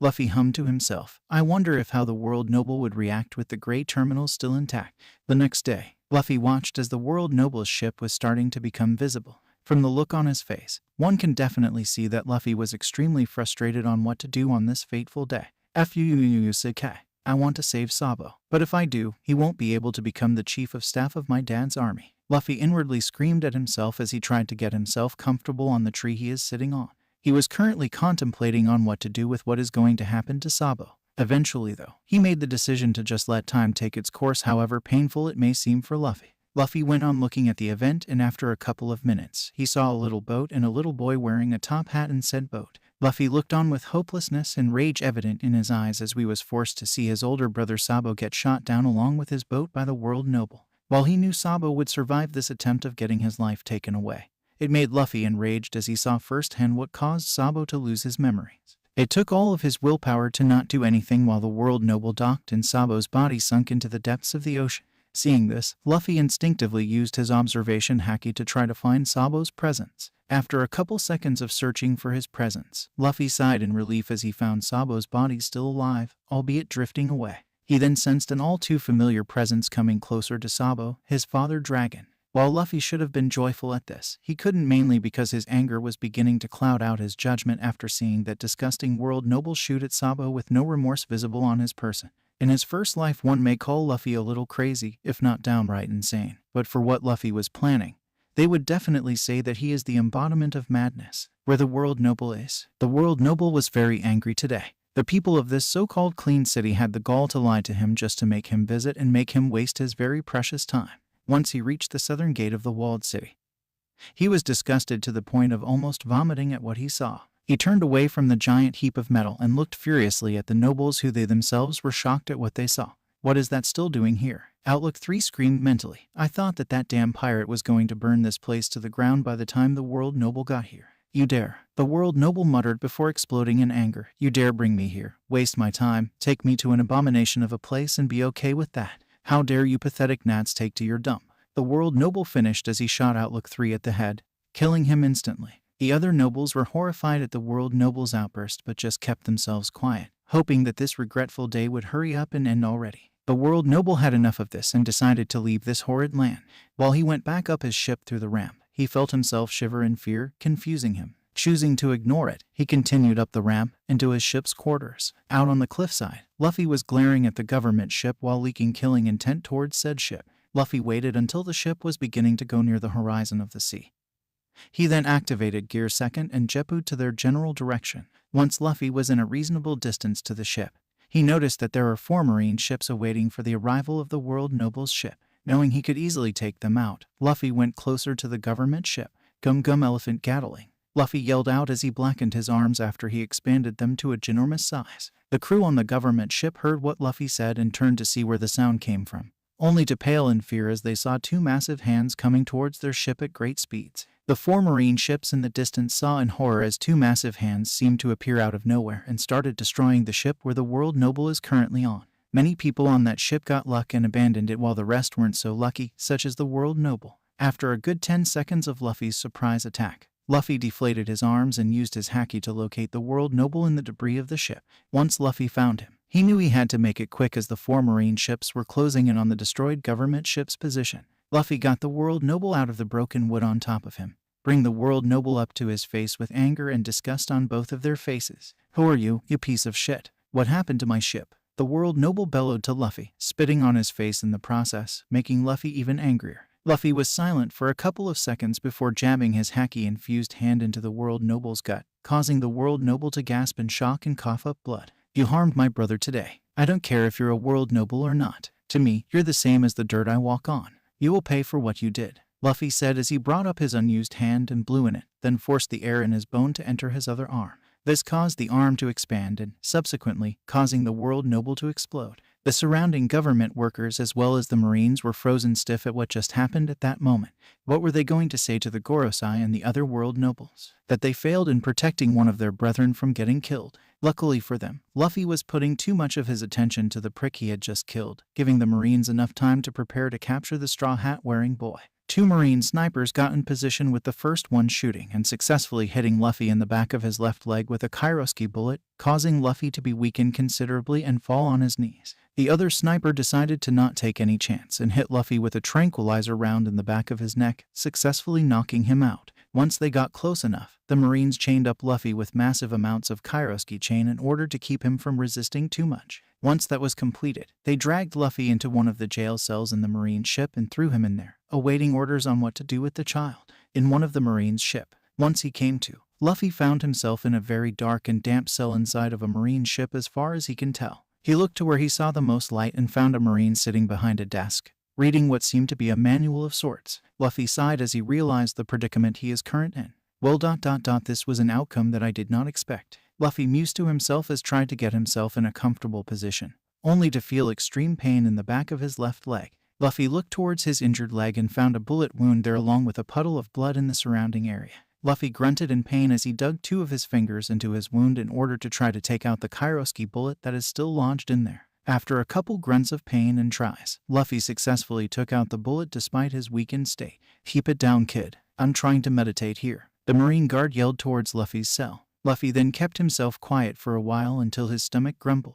The Marine heard the grumbling and has felt sorry for the Straw Hat Boy, so he went up to the kid with a bag of beef jerky. "Hey kid," the Marine said in order to get Luffy's attention. "You want some?" The Marine continued as he brought out the bag of beef jerky. Luffy saw the bag and started drooling with anticipation, making the Marine guard chuckle as he tossed the bag to Luffy. "Thank you. You're not such a bad guy after all," Luffy exclaimed as he smiled up at the Marine, who smiled back at him. "The name's Jonathan." "Yours?" the Marine, now named Jonathan, said as he brought a chair up near Luffy's jail cell. "My name is Luffy," Luffy answered back as he opened up the bag of beef jerky. "Would you care to explain to me why you did what you did?" Jonathan asked the 7-year-old boy as he brought out his own bag of jerky. "He killed my brother, so I came here to kill him once we were far enough from the island," Luffy half-lied while he munched on some of the jerky, as he remembered that in his first timeline, he truly did believe Sabo was dead. "From what most of us saw, your arms expanded into a massive size. So what kind of devil fruit did you eat?" Jonathan inquired as he brought a big chunk of jerky into his mouth.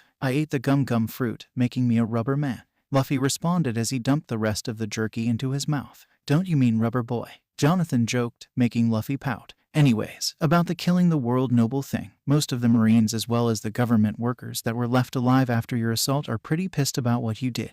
Hell, all of them that are pissed at you want to execute you right here right now. Me, on the other hand, I'm actually joyful that you did this. Each and every single person in this boat, besides you of course, are afraid of invoking the wrath of the world nobles, thus we can't do anything against them. Even if they do crimes that we would usually arrest someone, because of their heritage, we have to turn the other way around. Makes me and some other guys angry, you know, that we are supposed to represent justice, and yet, we have many people in the system who abuse their power for money and fame." Jonathan ranted while Luffy listened and nodded. Luffy had to agree with the man. The Marines as well as the world government really were corrupt, destroying islands just to keep some things a secret, such as Robin's home island O'Hara, or when Luffy's crew and allies had been ambushed right before reaching Raftel. Jonathan, got anything to drink?" "The jerky made me thirsty," Luffy asked as he felt around his throat to further emphasize his thirst. Jonathan just looked at Luffy and smiled. "Sure, and give me your empty bag of jerky so I can throw it away while I'm at it," Jonathan said, extending his hand out to grab the bag. Once he did, he walked towards the ladder to go on towards the next level of the ship, where the kitchen is located, leaving Luffy alone to ponder in his thoughts. At the kitchen, there were 2 Marines standing next to each other looking at the glass filled with a light bluish smoothie with some red in there as well. The first Marine has a whiskered face while the other one has prominent cheekbones as well as a toucan-beaked nose. "So Shepherd, who's going to drink this devil fruit?" "I mean, we both found it, so it belongs to the both of us," said the whiskered-faced Marine as he looked towards his fellow comrade. "How about we rock, paper, scissors for it, Nezumi? Best out of 3 as well, so that way, we leave it to Lady Luck," the now-named Marine known as Shepherd said to Nezumi as they prepared themselves for their game.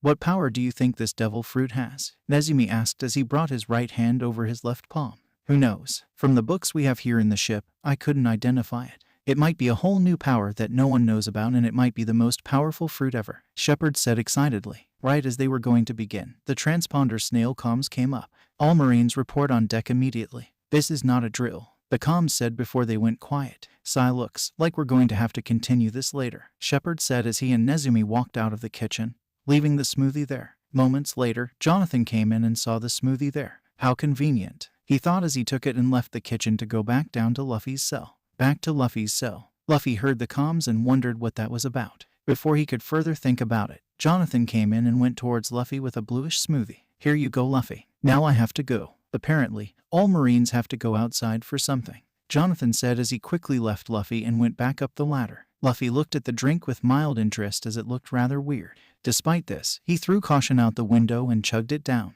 Once he got it down, he realized that it tasted horrendously bad and started scratching his tongue in order to remove the taste from his mouth. He then felt his stomach rumble lowly, which started getting louder and louder until an audible splurt was heard. Luffy's eyes widened as he started coughing up blood and writhed on the ground in pain. "Oh no," Luffy thought as he started bleeding out of every single pore in his body. Eyes, nose, ears, mouth, and many other places were like geysers of blood as Luffy couldn't handle the pain anymore and started screaming in agony. "Is this it for me?" Luffy thought as he felt his life force leaving him. "I definitely fucked up big time. I'm sorry everyone. Looks like this might be the end for me."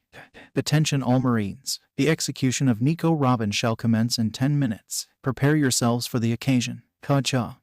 What? Luffy didn't even know Robin was here at all. Luffy tried activating his observation hack, but couldn't as he was too weak and still dying due to the fact that he unknowingly drank a second devil fruit. No, Luffy wheezed out as he started to get up from the floor despite the very increasing paining and losing massive amounts of blood at a very fast rate. As he started limping towards the cell door, his body suddenly started to melt as well as glow blue in certain areas of his body, causing him to fall back down. Despite this, Luffy continued on as he felt a boost of strength overwhelm his body. His body started glowing more and more until he was glowing in a lightish blue color all over his body. Robin will not die today. Luffy rasped out as his body started to expand and a foggy, dust-looking cloud started surrounding him. Then Luffy somehow got back up despite his melted, deformed body making it impossible for him to do so and yelled at the top of his lungs, "Robin will stay alive as long as I'm here." And at that moment, Luffy's body burst, making the bluish dust-looking cloud increase in size and expand all over the vicinity of the ship's prison. But the only thing signifying that Luffy was ever there is the blood on the floor in his cell along with his trademark straw hat. I knew it was only a matter of time. Robin thought as she bitterly chuckled at her predicament, if you can call it that. She was being led out of her cell towards the top of the marine ship for her inevitable execution. While going through one of the corridors, she and her executioners were stopped by a very tall marine wearing white slacks, blue shirt along with a white vest. "What do you want, Kuzen?" Robin spat out distastefully towards the marine vice admiral. Kuzen just looked at her emotionlessly before sighing in irritation. "You just had to live the life of a criminal, didn't you, Robin? I told you that if you were to go through that path, that I would be the one that would capture you." Kuzen answered despite not really answering her question. "I don't know why you just turned yourself in though. You could have continued living on had you kept doing what you do," Kuzen stated as he continued looking down on Robin. Robin just looked at him with a withered expression. "Baby, I'm just tired of having to constantly be on the run from the government for so long, you know. 10 years of constant betrayal can really affect someone, especially when the place they had called home before no longer exists," Robin stated solemnly as she started looking towards the ground with a sad smile plastered on her face. Kuzen just shook his head and started walking past her. "I really wish you weren't there when Ohara was destroyed. Would definitely remove this feeling in my heart," Kuzen cryptically commented as he started getting farther from Robin. Robin just went on wondering what Kuzen meant by that. Unknown to her and everyone else, tears were falling down from Kuzen's eyes as he entered his office. "I'm so sorry. I truly am." Alvia, Kuzen thought as he tried his best to not let out so much as a whimper before entering his office. Down in the prison area of the ship, the dust-like gas was beginning to compress itself right when two Marines came in there. "Damn Jonathan. How dare he give our smoothie to a criminal? Hey kid, didudri huh? What's with all of this gas here?" Shepard wondered as he looked into the cells one by one with the help of Nezumi. He probably did drink it. "Don't worry though, as long as we kill him and have a normal fruit nearby, we can have our fruit back. Besides, he's just a kid. What's the worst that could happen?" Nezumi responded as he prepared the cell keys and a Kairoski knife when they find Luffy's cell. Once they reached the final cell, they were horrified to find that there was blood everywhere as well as a straw hat near the chains that binded Luffy. "What the fuck is going on here?" Nezumi yelled in shock as he opened Luffy's cell to see if he's hallucinating or not. Behind them, the blue, dust-like gas started to compress itself to form a well-built, tall, lean man. He stood 6'6" and his black neck-length hair complemented his body tone. His scar under his left eye made him look both more menacing as well as help define his slim facial features. Overall, he looked to be a handsome young man. He stood over the two men emotionlessly with hazy eyes as they have yet to register the fact that he is currently looming behind them. He then proceeded to kick Shepard right into Nezumi, making them hit the bloody back wall with enough force to knock both of them out. He then entered the open cell and reached down for the straw hat, putting it on his head. The moment Luffy put on the hat, he regained consciousness. The first thing he realized was that he was naked, causing him to instantly look for some pants, which he conveniently found.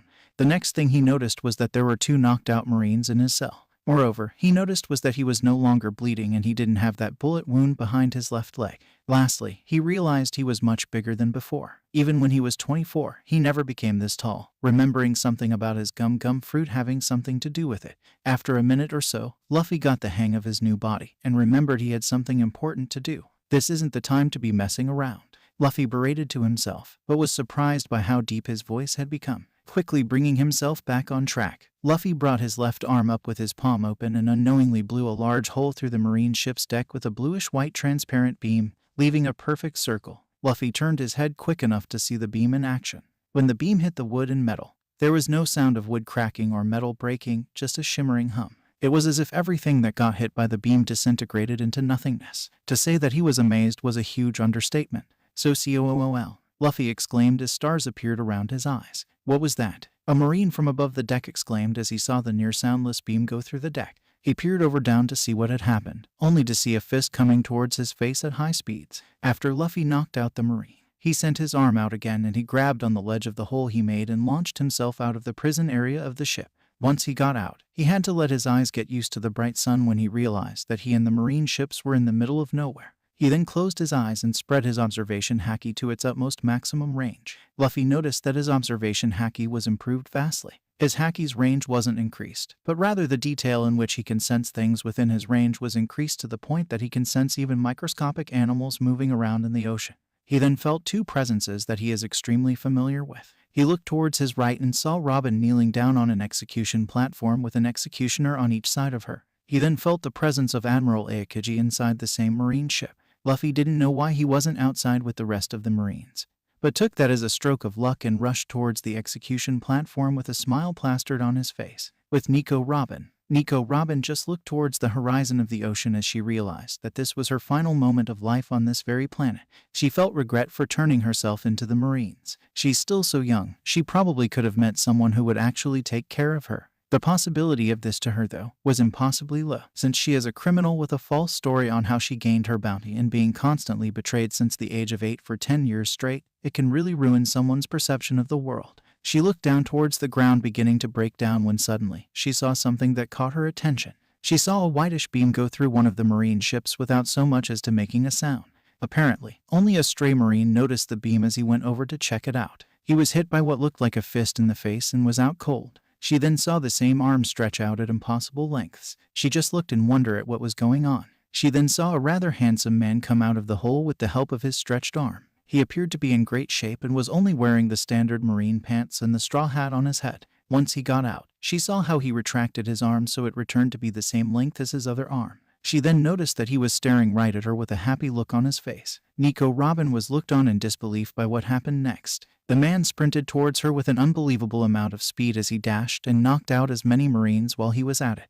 "Back with Luffy. Stop him," yelled one of the sniper vice admirals on the ship as he and a couple other Marines took aim towards Luffy and fired at him. When Luffy saw the vice admiral aim at him and shoot, Luffy brought his hand up as if to block it when a big bluish-white transparent disc appeared as if to give Luffy some cover. When the bullets touched the disc, it was as if they were being erased from existence. Even the Kairoski bullets were no more as they hit the disc like shield.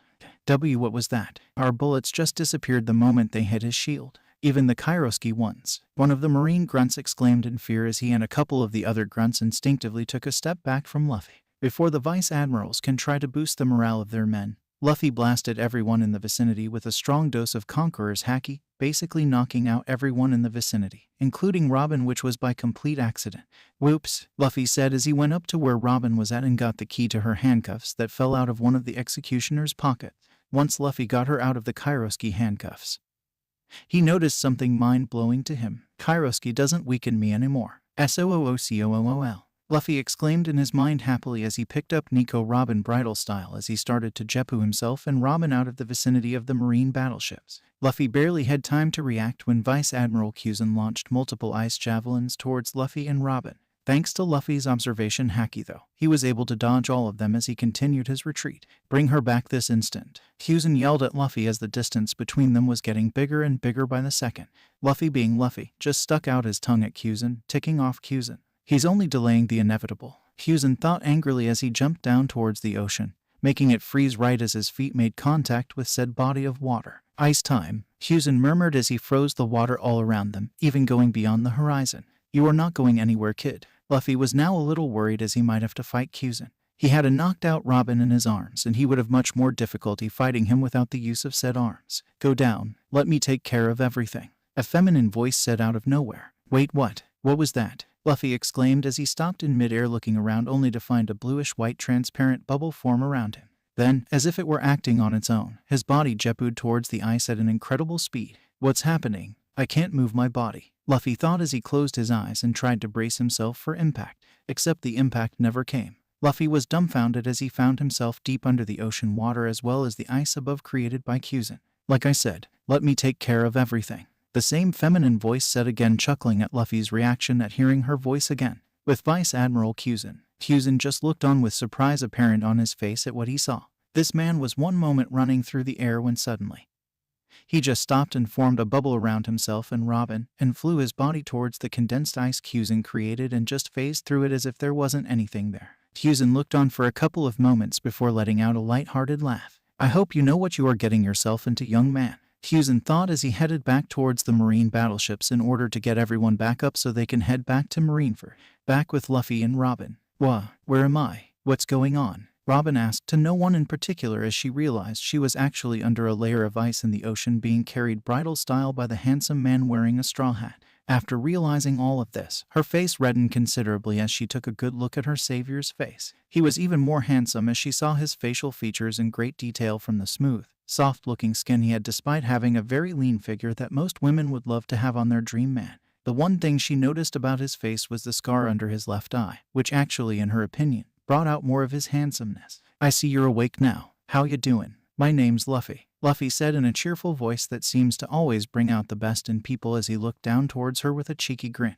Robin just chuckled as she felt herself actually feel safe for once in her life. My name is Robin. Nico Robin, Robin stated as she was looked around herself, seeing that Luffy appeared to be flying as he wasn't moving his legs and that the bubble was moving at incredible speeds as they passed schools of fish and a sea king or two. Luffy then sensed a presence so familiar to him that he can describe it in one word, which is food. Sanji, Barady, here I come, Luffy thought happily as he somehow changed direction towards Sanji's presence without having control of his body. After a minute or so, the island of ice was no longer above them and they ascended towards the sky and out of the ocean. The moment they exited the ocean, a massive gust of wind hit both of them, which Robin wasn't prepared for as she quickly gripped onto Luffy's chest. Finally, I can move my body now, Luffy exclaimed happily as he jetpooed himself in the same direction he was going. Robin was astounded by the feat Luffy pulled off as he was literally running on air. Robin then realized that she was still holding tightly onto Luffy's chest, and blushed heavily as she let go slowly as to not fall out of Luffy's arms. This is too much for me today, Robin thought as she saw a fish-shaped boat out in the distance. This caught Luffy's attention as well as he jetpooed Robin and himself there at full speed, causing Robin to instinctively grab onto the closest thing near her, which was Luffy's chest. Again, I've got to stop doing that. You don't even know this guy, Robin. Robin berated herself as she let go of Luffy for the second time. Despite this though, she couldn't help but feel a slight attraction towards him. Before she could think any deeper into it, they landed on the deck of the Barady, and besides the Barady is a rather large ship that seemed to have been docked near the restaurant ship for quite a while. Luffy set her down and found himself attracted to the rather beautiful ship. The ship itself is plated with gold, and is definitely 5 times the size of the Barady itself. It appeared to be a pirate ship as they had a black flag with their trademark Jolly Roger. The Jolly Roger looked to be a skull grinning maliciously with the berry symbol on the middle of its forehead. It had a golden cane with an amethyst gem on top of it going through the middle of the skull with a saber and a rapier crossing each other behind the skull. The ship looked to be well prepared for long-term battles as it had 20 large cannons on each side of the ship, counting for a total of 40 cannons. Meanwhile, at the front there were 11 large 7-barrel Gatling guns that look like they can move around quickly so they can aim properly. Above the 11 Gatling guns was the figurehead, which looked like a greyhound's head completely made of gold and with eyes made completely out of amethyst. The shape of the ship seemed to be like the marine battleships from Marineford, with the exception that it's plated with gold and is painted purple wherever there isn't gold, as well as being longer and more streamlined than said marine battleships. The crew on the ship seemed to be lively, to the point that it reminded Luffy of Shanks' crew. Then a guy jumped down from the ship all the way down towards where Luffy and Robin were at.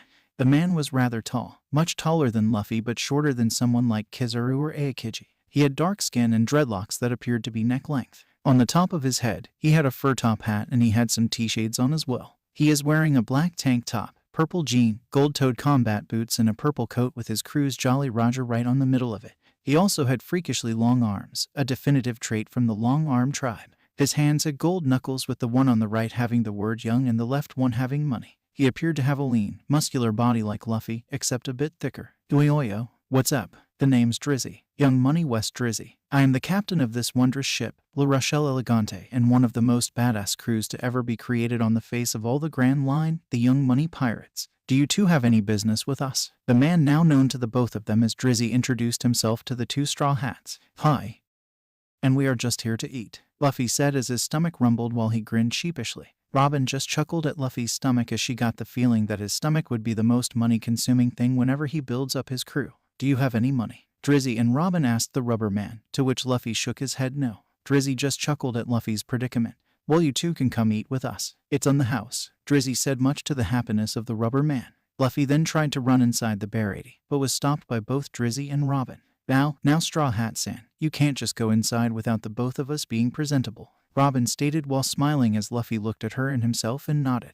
Drizzy also nodded at Robin's statement and motioned the two to follow him towards his ship. When they reached the deck, they were greeted by Drizzy's crew, which were actually pretty friendly as they greeted the two new people on their ship. Wait, your crew isn't eating in the restaurant ship? Luffy asked the captain as he looked at Drizzy's crewmates. They are actually. We just couldn't fit the entire crew in there. Half of them are eating in there while the other half are eating here, Drizzy explained as they entered his ship and into a finely decorated corridor. How many crewmates do you have? Luffy asked, genuinely interested. I have about 200 crew members exactly. Now let me take you two to my quarters. I have some clothes for the both of you that you can wear. Luffy, you are only wearing that strangely nice-looking straw hat and those wacky pair of pants. The lady appears to have recently escaped from some kind of prison as she's wearing a tealish jumpsuit, so she is in need of something more tasteful, Drizzy said as he brought Luffy and Robin into a room and were amazed by the amount of clothing there was in this room, with Luffy thinking that this dwarfed Nami's wardrobe by a landslide. Now you can grab whatever, just make sure you two are ready in a couple of minutes, Drizzy told them while Robin just looked at him suspiciously. Why are you helping us? You'll most definitely gain nothing and you don't even know if we're here to assassinate you, Robin suddenly said. That caused the young money captain to turn around with a serious look on his face, to which he started to chuckle for a good couple of seconds. I guess you would be suspicious of someone who just suddenly gives you new clothes and food when you have been hunted down for 10 years. Isn't that right, Nico? Robin,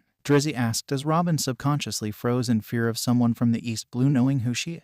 How do you know who I am? She asked carefully, with fear radiating around her, causing Luffy to go into alert. Drizzy saw this and just rose his hands up to show that he won't do anything to the both of them. Whoa, let's not get hasty here. Many people who are high up in the food chain know about you. Well, that and I have a good connection with the Revolutionary Army, so there's that as well. Oh, and some of my crewmates are rather skilled in getting any information should we need it, Drizzy explained as he messed around with his coat. And I take it that you are one of those high up in the food chain? Robin asked the dark-skinned man. Exactamundo. Take a look at this, Drizzy exclaimed as he gave Robin a piece of paper. When she looked at it, it caused her to freeze in fear. Luffy took the paper out of her hands and was genuinely surprised about the man's bounty. Wanted, dead or alive, Young Money West Drizzy, 476 million Baris. How did you get such a large bounty? Luffy asked the man as he wanted to know what he did to get such a high bounty. Well, let's see. I stole some government secrets such as future projects. My crew fought against a Buster Call and we came out unscathed.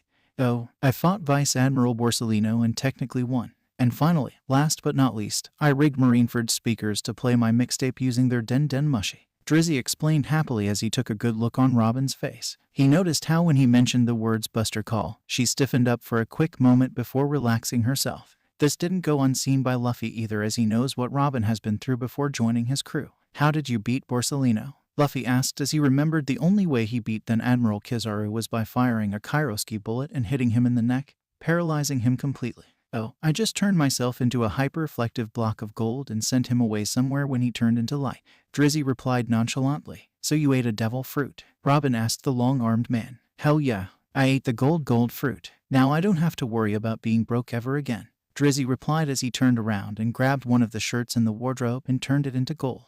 That's amazing. You can turn anything into gold, Luffy asked as he looked on in amazement at the fabric-turned piece of gold shirt that now laid on the floor. Knowing Nami, she would kill to get that fruit, Luffy mused to himself. Meanwhile, at Kakoyashi Village, while drinking tangerine juice with her sister Nijiko after training with their mother, Nami sneezed suddenly. What's wrong, Nami? You getting a cold or something? Nijiko asked her sister as she finished her own glass of tangerine juice. Oh, it's nothing. I think someone is talking about me, might be Luffy, Nami responded as she now thought about the black-haired boy. The look on Nami's face caught Nijiko's attention. Well, looks like someone has a crush on our future captain, Nijiko teased to her now blushing sister, who was now shaking her head in denial. Back to La Rochelle Elegante. Yes, I can turn anything into gold, but enough chit-chat. You two need to look good before you enter the ship restaurant, Drizzy said as he left the two to change into their preferred clothing. A few minutes later, when Drizzy came back to get them, he noticed that they looked rather good in their clothing. Luffy was wearing a pair of light blue jeans with a teal shirt under the red cardigan he also had on. He also had on a pair of red boots with the ends of his jeans tucked inside of them and had a yellow sash wrapped around his waist. Robin wore a simple, but rather beautiful dark purple knee-high dress with low heel pumps. She also had a pair of orange aviator sunglasses above the white cloche hat she has on. On her wrists, she has on a simple gold bracelet that has floral engravings all over it. Now you two look good. It's as if you two are made for each other. Drizzy complimented the two, causing Robin to blush slightly while Luffy just chuckled at his comment, having a slight blush on face as well. Why's my face hot? Luffy thought as he turned towards Robin, who hesitated looking at Luffy before putting on her usual stoic face and looked at him with amusement.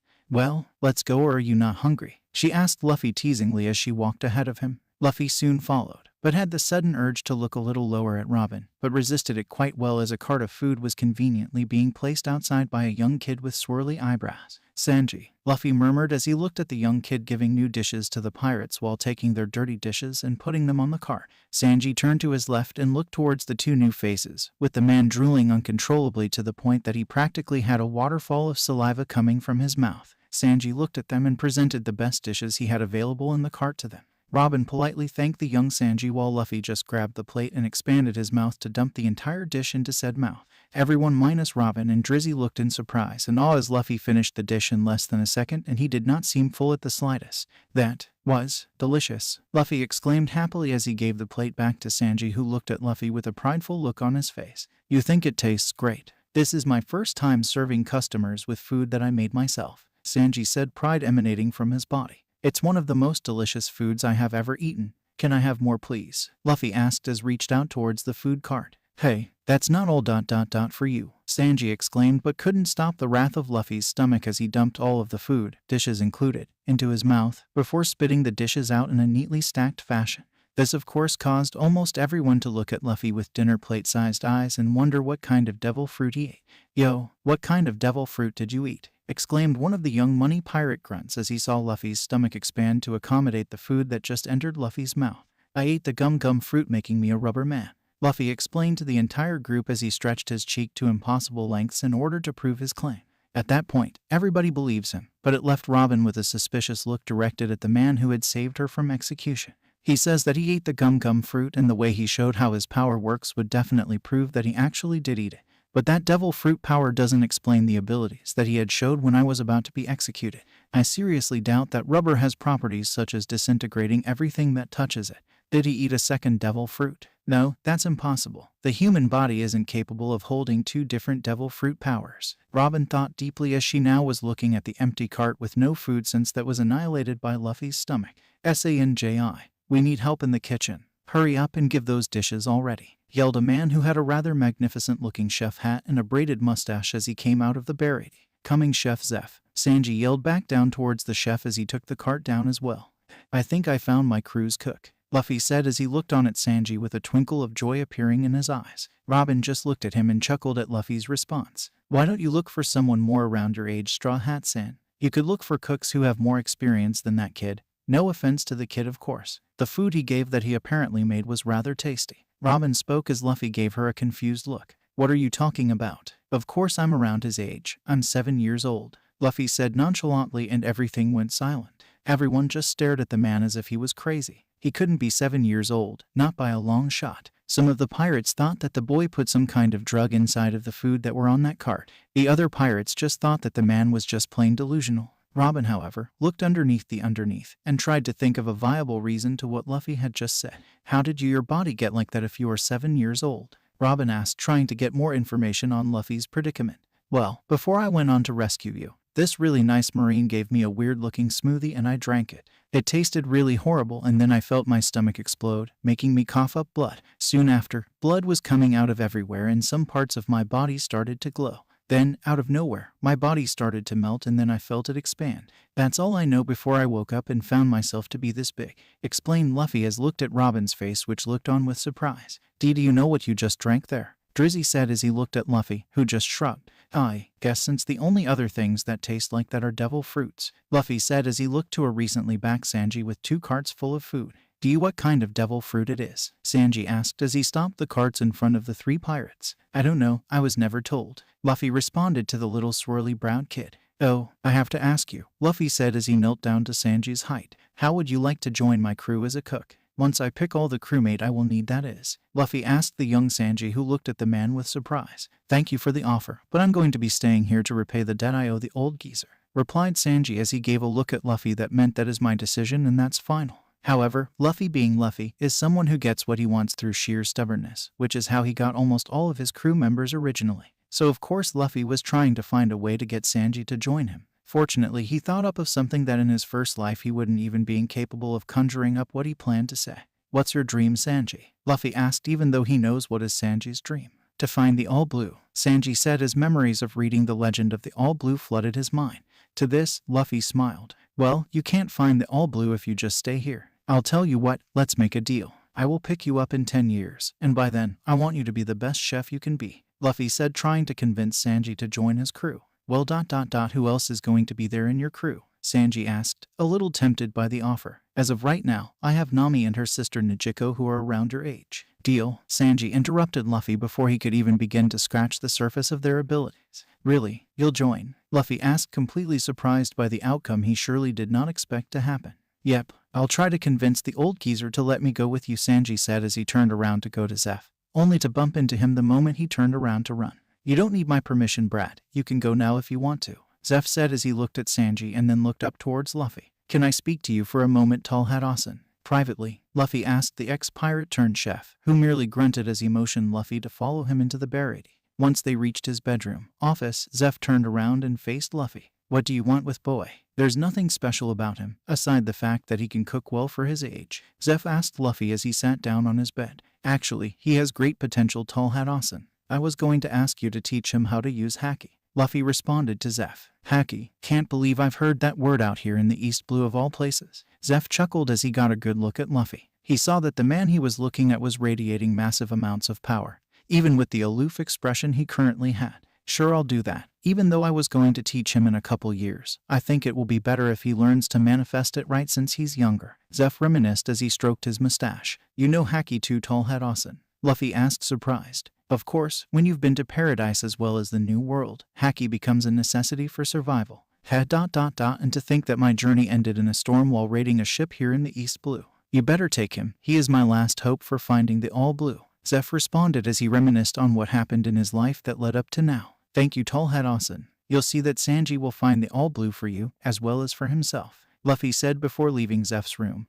Not seeing Zeph's smile, Luffy soon went back up towards the ship again and found Robin just by herself, calmly looking around her surroundings as she drank a glass of wine given to her courtesy by Drizzy himself. Robin, Luffy said to Robin to get her attention. Yes, Straw Hat-san, she asked, wondering what he wants. It's time for us to go, Luffy said as he turned his head to see Sanji walking towards him. Suo, what did the old geezer say to you? Sanji asked hopefully. He gave me the okay. He'll also train you into some things as well, Luffy said happily to the young Sanji. Now it's go Robin. See you guys. Thank you all for the food and clothes, Luffy exclaimed happily as he picked Robin up bridal style. But this time Robin was prepared for it and didn't give a blush this time, but just chuckled at how Luffy treated her. Before he can leave though, Drizzy stopped him. Now Luffy, you know you just can't leave like that without taking all of your things, Drizzy told Luffy as he handed him a piece of paper. What's this? Luffy asked, confused as to why he was given a piece of paper until he opened said paper. You know, as a way to contact us whenever you create your crew so we can be allies. I see great potential within you, and I have a knack for finding talent,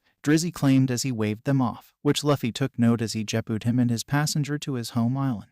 Later at Dawn Island, Ace was getting really worried for his older brother Luffy. He hasn't seen him at all today, and even his mother Rouge was beginning to worry for his younger brother. He couldn't bear to lose him like how he recently lost Sabo today. As if heaven answered his call, he saw a tall man wearing a straw hat carrying a woman landing in front of him. At first he got weary and was ready to defend himself and his home. However, when he used his observation haki to sense them, he was surprised by who he actually is. Oh, Luffy, asked the very confused Ace, who looked at the two people walking towards him. He saw the very tall man smile at him with happiness. I'm back, Ace, and with a new friend, Luffy responded as he knelt down to hug Ace, who was too shocked to resist and to berate Luffy for being gone for so long. What happened to you, Luffy? Why are you so big? Ace continued to ask, which confirmed Luffy's statement in which he actually is 7 years old to Robin. I accidentally ate a second devil fruit, Luffy deadpanned as he let go of Ace. Oh, what kind of devil fruit power is it? Ace asked Luffy before taking a good look at Nico Robin. He wondered what she was doing here with Luffy. I don't know, Ace, but about Sabo. Ace stiffened at hearing that name. He's alive, so don't worry about him, Luffy stated happily to Ace in order to try to cheer him up. That's a lie, Dogra said. Does Dogra have haki, Ace? Luffy asked seriously, stopping Ace from rage-induced tantrum. And no ... and no he doesn't, Ace said as he realized Luffy's implication. Right, Ace, I was there when Sabo was attacked by that world noble. He survived and was rescued by a ship who happened to be nearby, Luffy explained to Ace, who was letting out tears of relief. Luffy, I'm so glad you're back. Me and Ace were worried about you. Oh, who's this? Rouge yelled out as she ran out to see what was going on outside of her humble abode, ignoring the fact that Luffy is now a 6'6" lean man.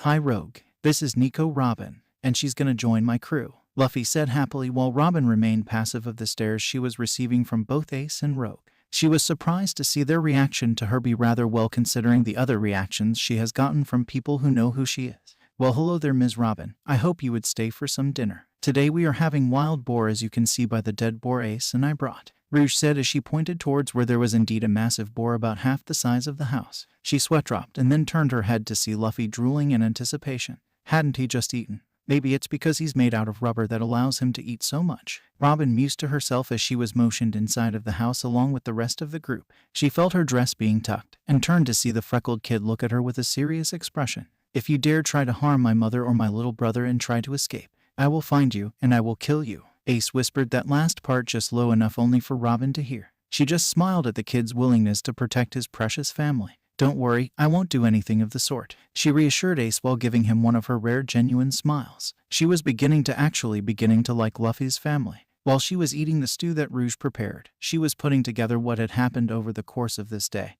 and a question came up in her mind. Why were you in that marine battleship, Straw Hat-san? Robin asked suddenly, making the entire table silent. Rouge and Ace looked at Luffy in shock about hearing him being somewhere he wasn't supposed to be. Is that why you were gone for most of the day, Luffy? Rogue asked. What did you do? Ace further pressed on. I'll tell you all when it's more appropriate. I don't feel like talking about it, Luffy said quietly as he looked down at his stew before picking it up and slurping it down slowly. Rogue and Robin noticed the emotion that was going through and didn't press further. However, Ace was not as knowledgeable in reading in between the lines and as such, continued to press on. Luffy, what are you hiding? Ace, Luffy yelled at Ace out of frustration, completely surprising both Rouge and Robin at his outburst while Ace just looked at him in a mixture of both surprise and shock. Sigh, tomorrow, I'll tell you 3 tomorrow. And at that, Luffy left to his bedroom to sleep, leaving the rest in the dining room to just wonder what was going on with Luffy. Unknown area. Luffy found himself in lab of sorts. It seemed very advanced considering all of the things he found there looked very technological, even more so than Dr. Vegapunk's lab. While walking through the lab, he heard a slight hum towards his left, and decided to follow the noise. When he got closer, he saw a slender woman with dark blue pinned-up hair and crimson-red eyes. She was wearing a green turtleneck shirt and a brown skirt that reached below the knees. Over her turtleneck, she was wearing one of those white science lab coats and had a pair of reading glasses on. She appeared to be reading a book while holding a ball made up of bluish dust like gas in the palm of her right hand. She then took notice of him and dispersed the ball into nothingness while she closed the book. Hello, Luffy. I was expecting you sooner or later, said the unknown woman as she got up and took off her glasses. Who are you? Where am I? Luffy asked the woman as the last thing he remembered was getting inside of his bed thinking about what to say to Rouge, Robin, and Ace about why he was in a marine battleship. You are inside you mindscape, of course. She chuckled at Luffy's wonder as he looked around the place in amazement. As for who I am the Atom Fruit. You can call me Ms. Atom if you want though. Atom, that is correct, Luffy. I assume that you want to know what's going on, don't you? Ms. Atom stated as Luffy nodded. She smiled at him before sitting down on her sofa. Now, the first thing you have to know is that you should have died when you ate me. In your original body, it wouldn't have been possible for you to have accommodated both the Gum Gum Devil and myself, Ms. Atom explained to a now shocked Luffy. However, once you reached a certain point, your entire body started to fight back death itself, giving enough time for both me and the Gum Gum Devil to rearrange your DNA in order to accommodate the both of us as well as alter your body a bit. Am I making any sense, Luffy? Ms. Atom asked, to which Luffy just stared at her while slightly shaking his head no, causing Ms. Atom to let out a sigh. In simpler terms, she continued, we, and by we I mean mostly I, basically recreated your body in order for you to survive. Now do you understand? She asked, to which Luffy looked to be deep in thought. So basically, it's a mysterious power. Luffy stated as a matter of factly, to which Ms. Adam responded via blasting Luffy with a small blue ball that exploded upon impact, sending Luffy flying throughout the room and landing on a bookshelf. Please do take this seriously, Luffy. I know that you actually do understand now, since I also altered your brain a bit, as well as have access to your memories. Damn Gum Devil, and making his host stupid. She muttered that last part as she continued staring at Luffy. Alright. I know that my body is now a little different. Ms. Adam just stared at Luffy incredulously. Okay, it changed completely. I mean, I have said and thought things that I have never done before. I mean, a couple hours ago, I had the sudden urge to look a little lower at Robin. I'm just so confused to what's been going on with my body. Luffy exclaimed, clearly confused and stressed as he has never been in a situation such as this. Ms. Adam just looked at Luffy with a hint of pity towards the man.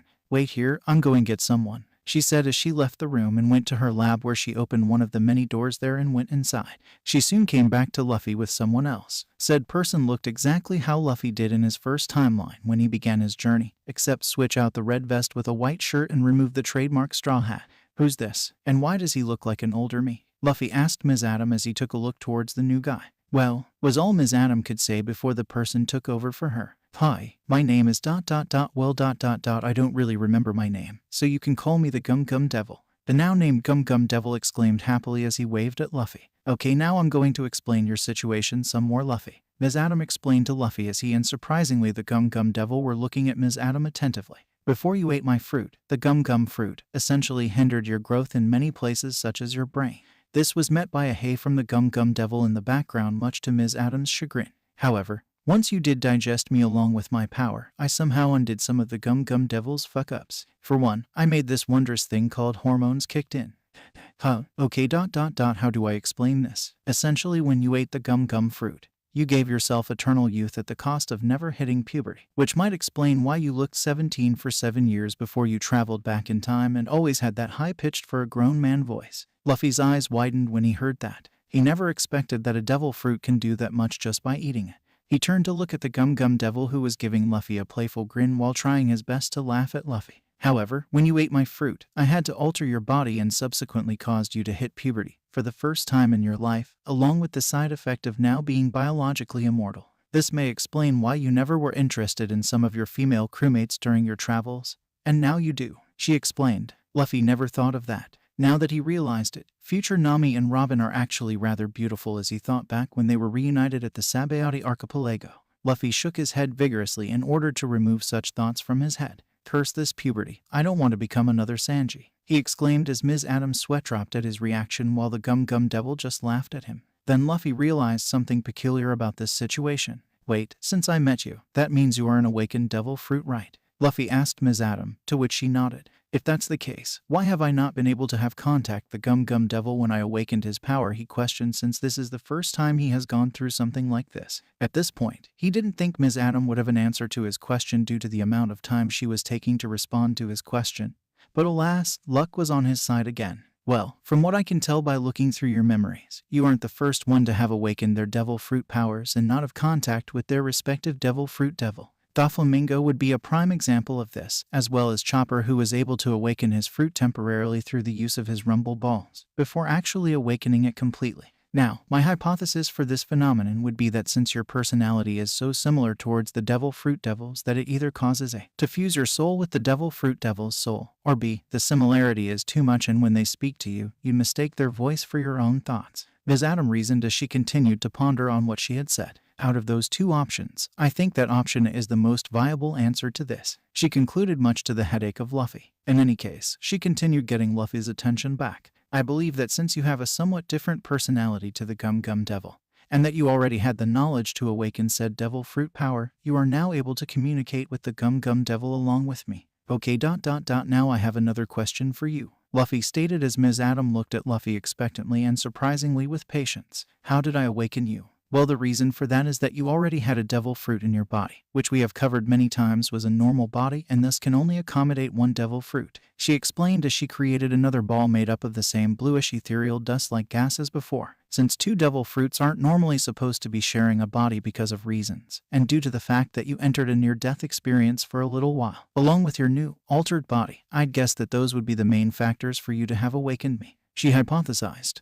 Are you finished with asking questions, Luffy? Ms. Adam questioned, to which Luffy nodded while the Gum Gum Devil messed around with some of vials inside of the laboratory. Okay then, now I brought you here to your landscape for another reason, and that is how to use your new devil fruit power. In the morning, Luffy woke up early in the morning only to find himself cuddled up with Ace. Seeing as Ace was still asleep, he got up as quietly as possible, put his trademark straw hat on, left the room and went downstairs to get something to eat. He went into the dining room to find Robin and Rouge drinking coffee and chatting with each other. Rogue was the first of the two to notice Luffy and stood up to greet him. Good morning, Luffy. I hope you had a good night's sleep. May you please wake up Ace for me while I cook breakfast for the both of you. Robin and I already ate, so don't worry about us, she said kindly as she went into the kitchen to cook something up for her son and Luffy. Robin also greeted Luffy after she put her cup of coffee down. Hello, Straw Hat-san. Don't worry about waking little Ace up. I can do that, Robin stated as she did a motion to cross her arms, and Luffy could see the trademark petals falling in a swift motion. After a few seconds, a very audible scream can be heard upstairs, and not even a second had passed when Ace booked it downstairs as if his life depended on it. He looked around his surroundings like a madman, and when he saw Luffy, he jumped and held on to him. Luffy, protect me, as so many eyes, so many arms waving around. It was horrifying. Ace shrilled as he held on to Luffy even tighter, much to Luffy's amusement. He looked towards Robin, who smiled at him innocently as if she didn't scar Ace for life. Before he can question Robin about her devil fruit power, Rouge came back from the kitchen with a massive plate of food, much to the delight of both Luffy and Ace. After she set down the food and sat down, Ace and Luffy began to eat. After a while of comfortable silence, Luffy decided to tell the people around him what had happened.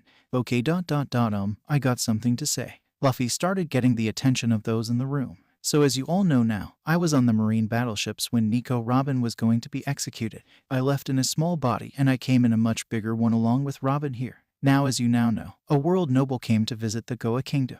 While his ship was docking, he shot down Sabo and his ship. I was there when it happened, but I couldn't do anything at him without risking a buster call on this island, Luffy said, giving his reason as to why he didn't attack the world noble right then and there. Robin immediately nodded in understanding, as she knew that if someone dared harm a world noble, they could call in some marine battleships along with some vice admirals, and a single admiral would be the last of their problems, since one would most definitely be dead if they couldn't escape. So even though Sabo survived and is still alive, I felt so angry as to seeing our family member getting attacked, so I plotted and waited until the world noble and his ship was far enough so the government couldn't hurt our home. Luffy continued as he grabbed one of the big pieces of meat on the plate and shoved it in his mouth, much to the ire of Ace, who wanted that piece, and the amusement of both ladies. So, I flew towards the ship once they weren't visible from the Goa Kingdom ... and I killed him, Luffy admitted, causing everyone in the room to look at him with surprise. Ace and Rouge never thought that their Luffy would ever take a life, so to find out that he did really shocked them to the core. Robin, however, was more shocked that someone his age could already kill without remorse, especially since he seemed to have been raised in a loving and caring environment.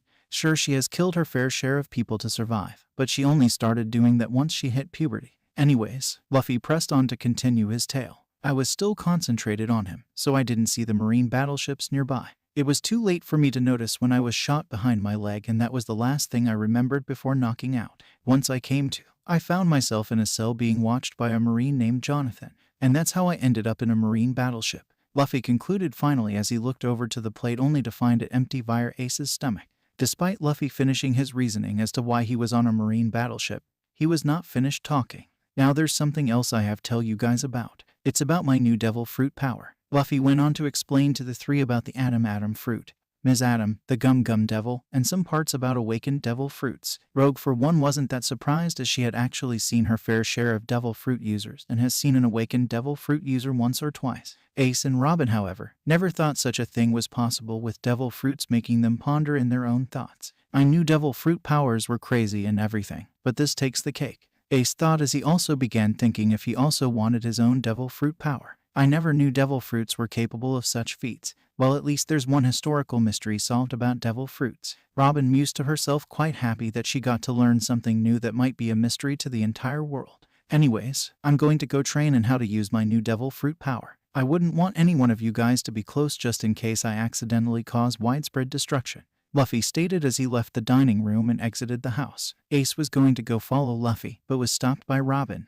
Ace-kun, I wouldn't go follow Luffy since he's training his new, massively destructive power, Robin said towards the young Ace. Why not? Ace questioned. Being a scholar, I have knowledge in most things, and from what I can tell by the name alone, that devil fruit power can most definitely be the most destructive devil fruit power ever. She stated emotionlessly while she had a serious look on her face. She knew atoms essentially makes up everything visible in the world, from the air they breathe, the water they drink, and even what their bodies are made up of. One can only imagine how dangerous that power can be in the wrong hands. While walking deep into the forest, he continued to ponder on what Ms. Adam had told him. Flashback. Originally, my power was heavily limited by the person's intelligence and knowledge. However, since I've been awakened, that has now changed. Now my power has near infinite potential to be used, Luffy, but is only limited to your knowledge and imagination. My power has the ability to create things from the atoms around you, so to speak, like simple bars of pure gold all the way to creating a complex living being. Now you should know that the more complex something is that you imagine, the more energy it will take for you to create it. However, if you touch an object you want to create for a period of time, you will have subconsciously absorbed the structure of said object, making it much easier and less energy taxing for you to create. It will also help you if you read through many scientific books so you can create powerful attacks or defenses. Ms. Adam explained to Luffy as the Gum Gum Devil flew throughout the room via explosion created by stupidly mixing chemicals. Ignoring him, Ms. Adam continued on. Now for your first training lesson, I want you to think of something that is in your surrounding area and try to focus your energy into copying and creating said object. Now after you are done doing that, go up to the object that you copied, touch it until you have memorized its structure, and then try to create the object again. Don't worry, you'll know when to let go. Back to Luffy. Luffy looked around the area until he saw the perfect thing to copy, a medium-sized round bush. He smirked, ready to tame his newfound power and become stronger so he can protect his crew. Well then, Luffy thought joyfully as he stared at the bush. Let's get started. At Marineford. I am really getting too old for this shit. Sengoku was having a bad week. First, a band of pirates from the New World called the Young Money Pirates were seen entering the East Blue. This can and most definitely will cause an immense change of balance in power in that sea, as the Marines in that area are not trained in hacking. To add salt into the wound, the World Noble St. Jalmac was killed in a brutal fashion in the premises of both the World Noble's government ship as well as the Marine battleships a week later. To make this even worse, the suspect was an unknown straw hat-wearing kid who somehow knocked out all Marines except Vice Admiral Q's and escaped with the other criminal Nico Robin, who was given the okay to execute.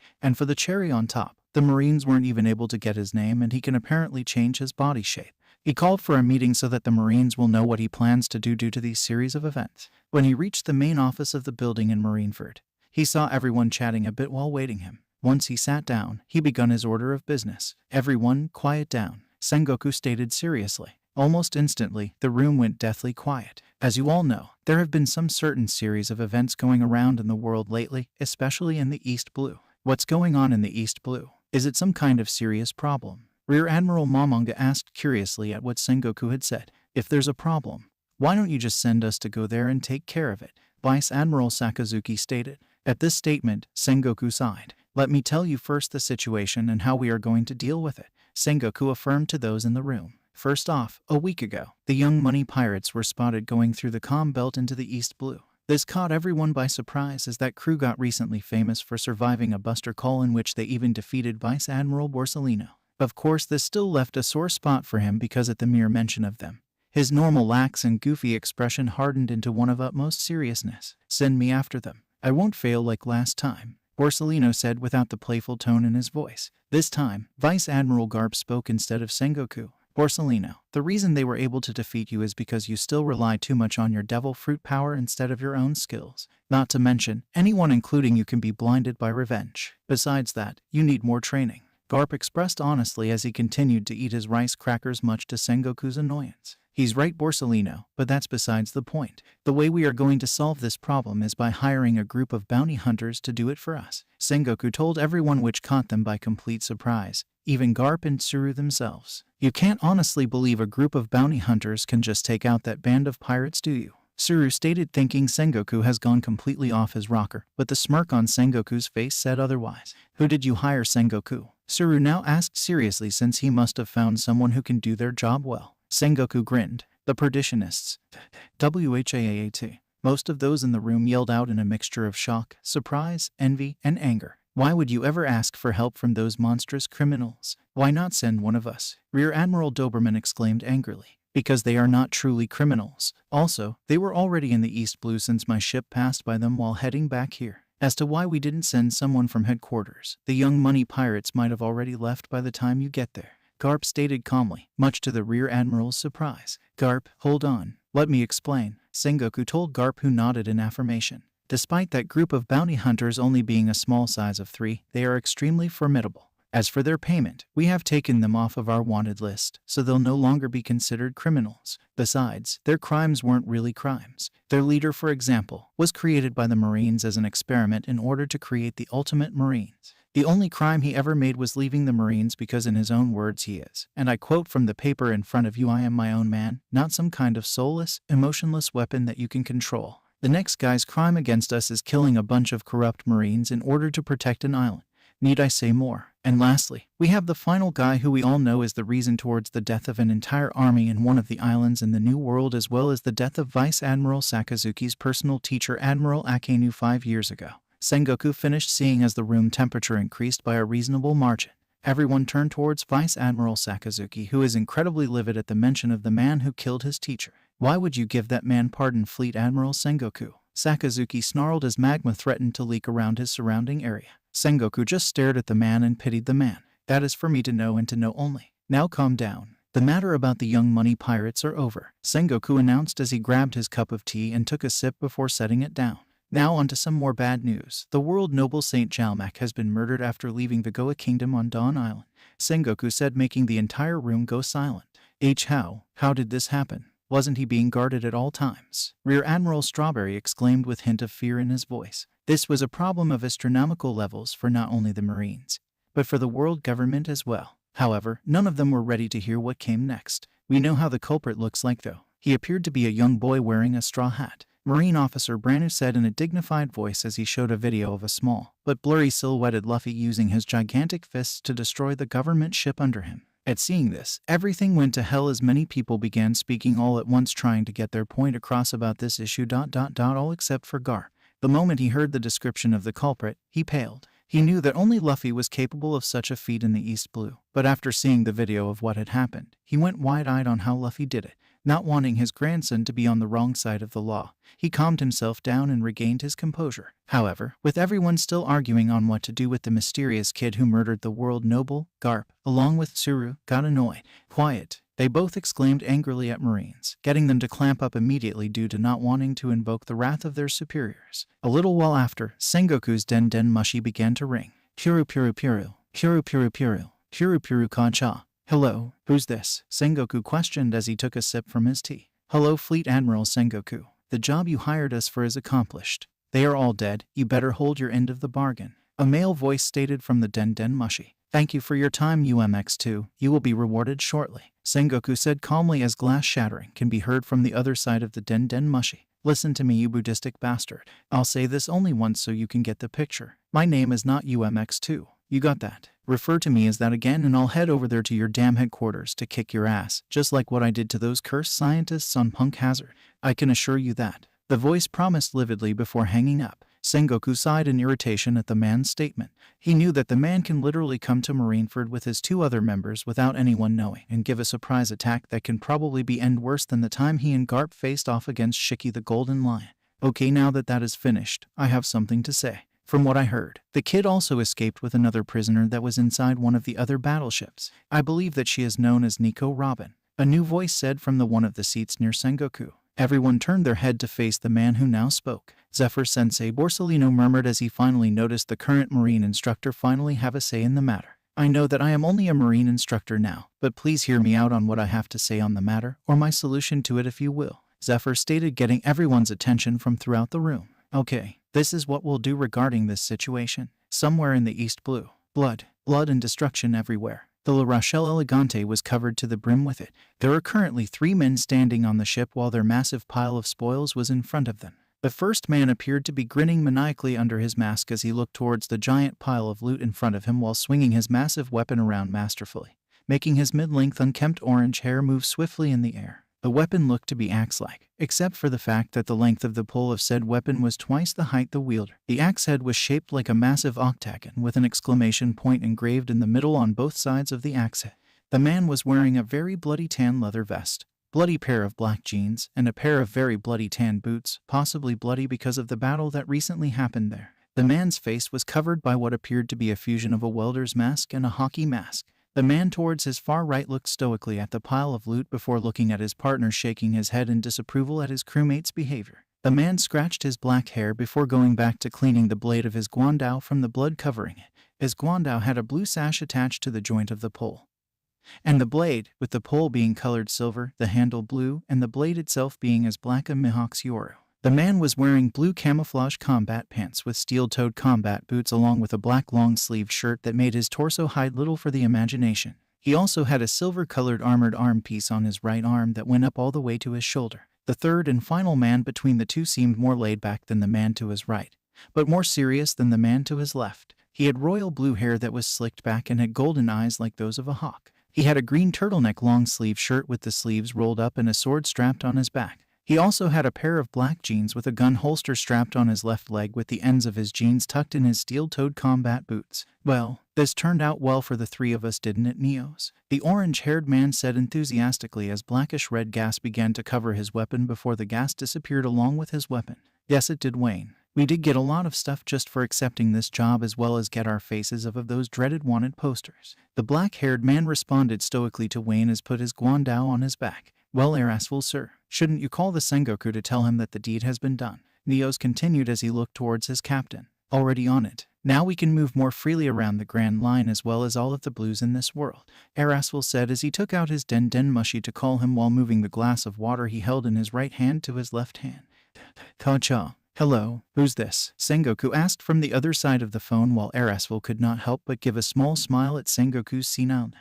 Hello, Fleet Admiral Sengoku. The job you hired us for is accomplished. They are all dead. You better hold your end of the bargain, Erasful stated with a business tone. Thank you for your time, UMX2. You will be rewarded shortly, Sengoku said, which caused Erasful to crush the glass he was holding in his left hand while subconsciously using haki with said hand. He really hated that name they gave him. To him, it was a vivid reminder of what the government has done to him in his first 12 years of his life. Listen to me, you Buddhistic bastard. I'll say this only once so you can get the picture. My name is not UMX2. You got that? Refer to me as that again and I'll head over there to your damn headquarters to kick your ass, just like what I did to those cursed scientists on Punk Hazard.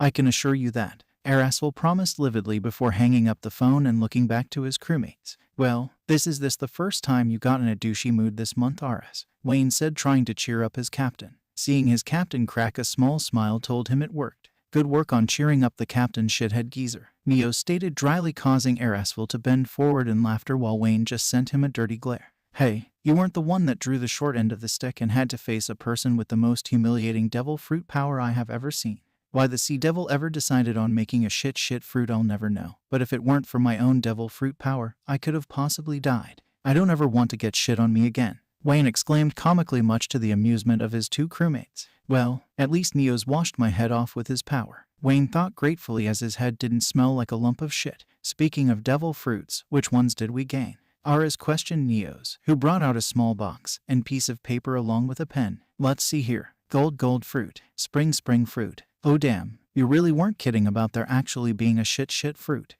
Sorry about that, Wayne Gigi, Erasful said as he gave the paper back as he checkmarked the fruits that they had gained. What about the valuables? Anything there of importance? Erasful asked as he turned his attention towards the massive pile of loot in front of them. Well, Wayne started as he took out his own piece of paper for Erasful to see. According to my calculations, the amount of gold and valuables we have piled up here is at the very least 26 billion baris, and that's considering if this is just regular gold, which I highly doubt since I bet this type of gold can only be created by using the power of the gold fruit itself. Not to mention the bounties just from this ship, totaling up just a little over 1 billion. The most notable of these are 476 million baris bounty of Young Money West Drizzy himself, 330 million bari bounty of Devil Bomber Rahim Omar, 247 million baris bounty of Bouncer Steezy Soldier, and last, and most certainly least, we have the shitter himself, Ruiner Takuchi Itsuki, coming at 177 million baris. Wayne finished a little bitterly at the thought of the youngster who kept lobbing shit at him in order to keep him at bay. Now, for some of the valuable stuff, they had a very wide array of clothing available. 11 very notable cannons in the front of their ship that they weren't able to use, but they seemed pretty deadly, and 2 unique swords. Anything other than that is normal stuff, Wayne finished before seeing the interested look Erasful was giving him. Swords? Where are they? Erasful asked his crewmates. They're up, Neos responded, but didn't get the chance to finish as Erasful went up the pile of loot.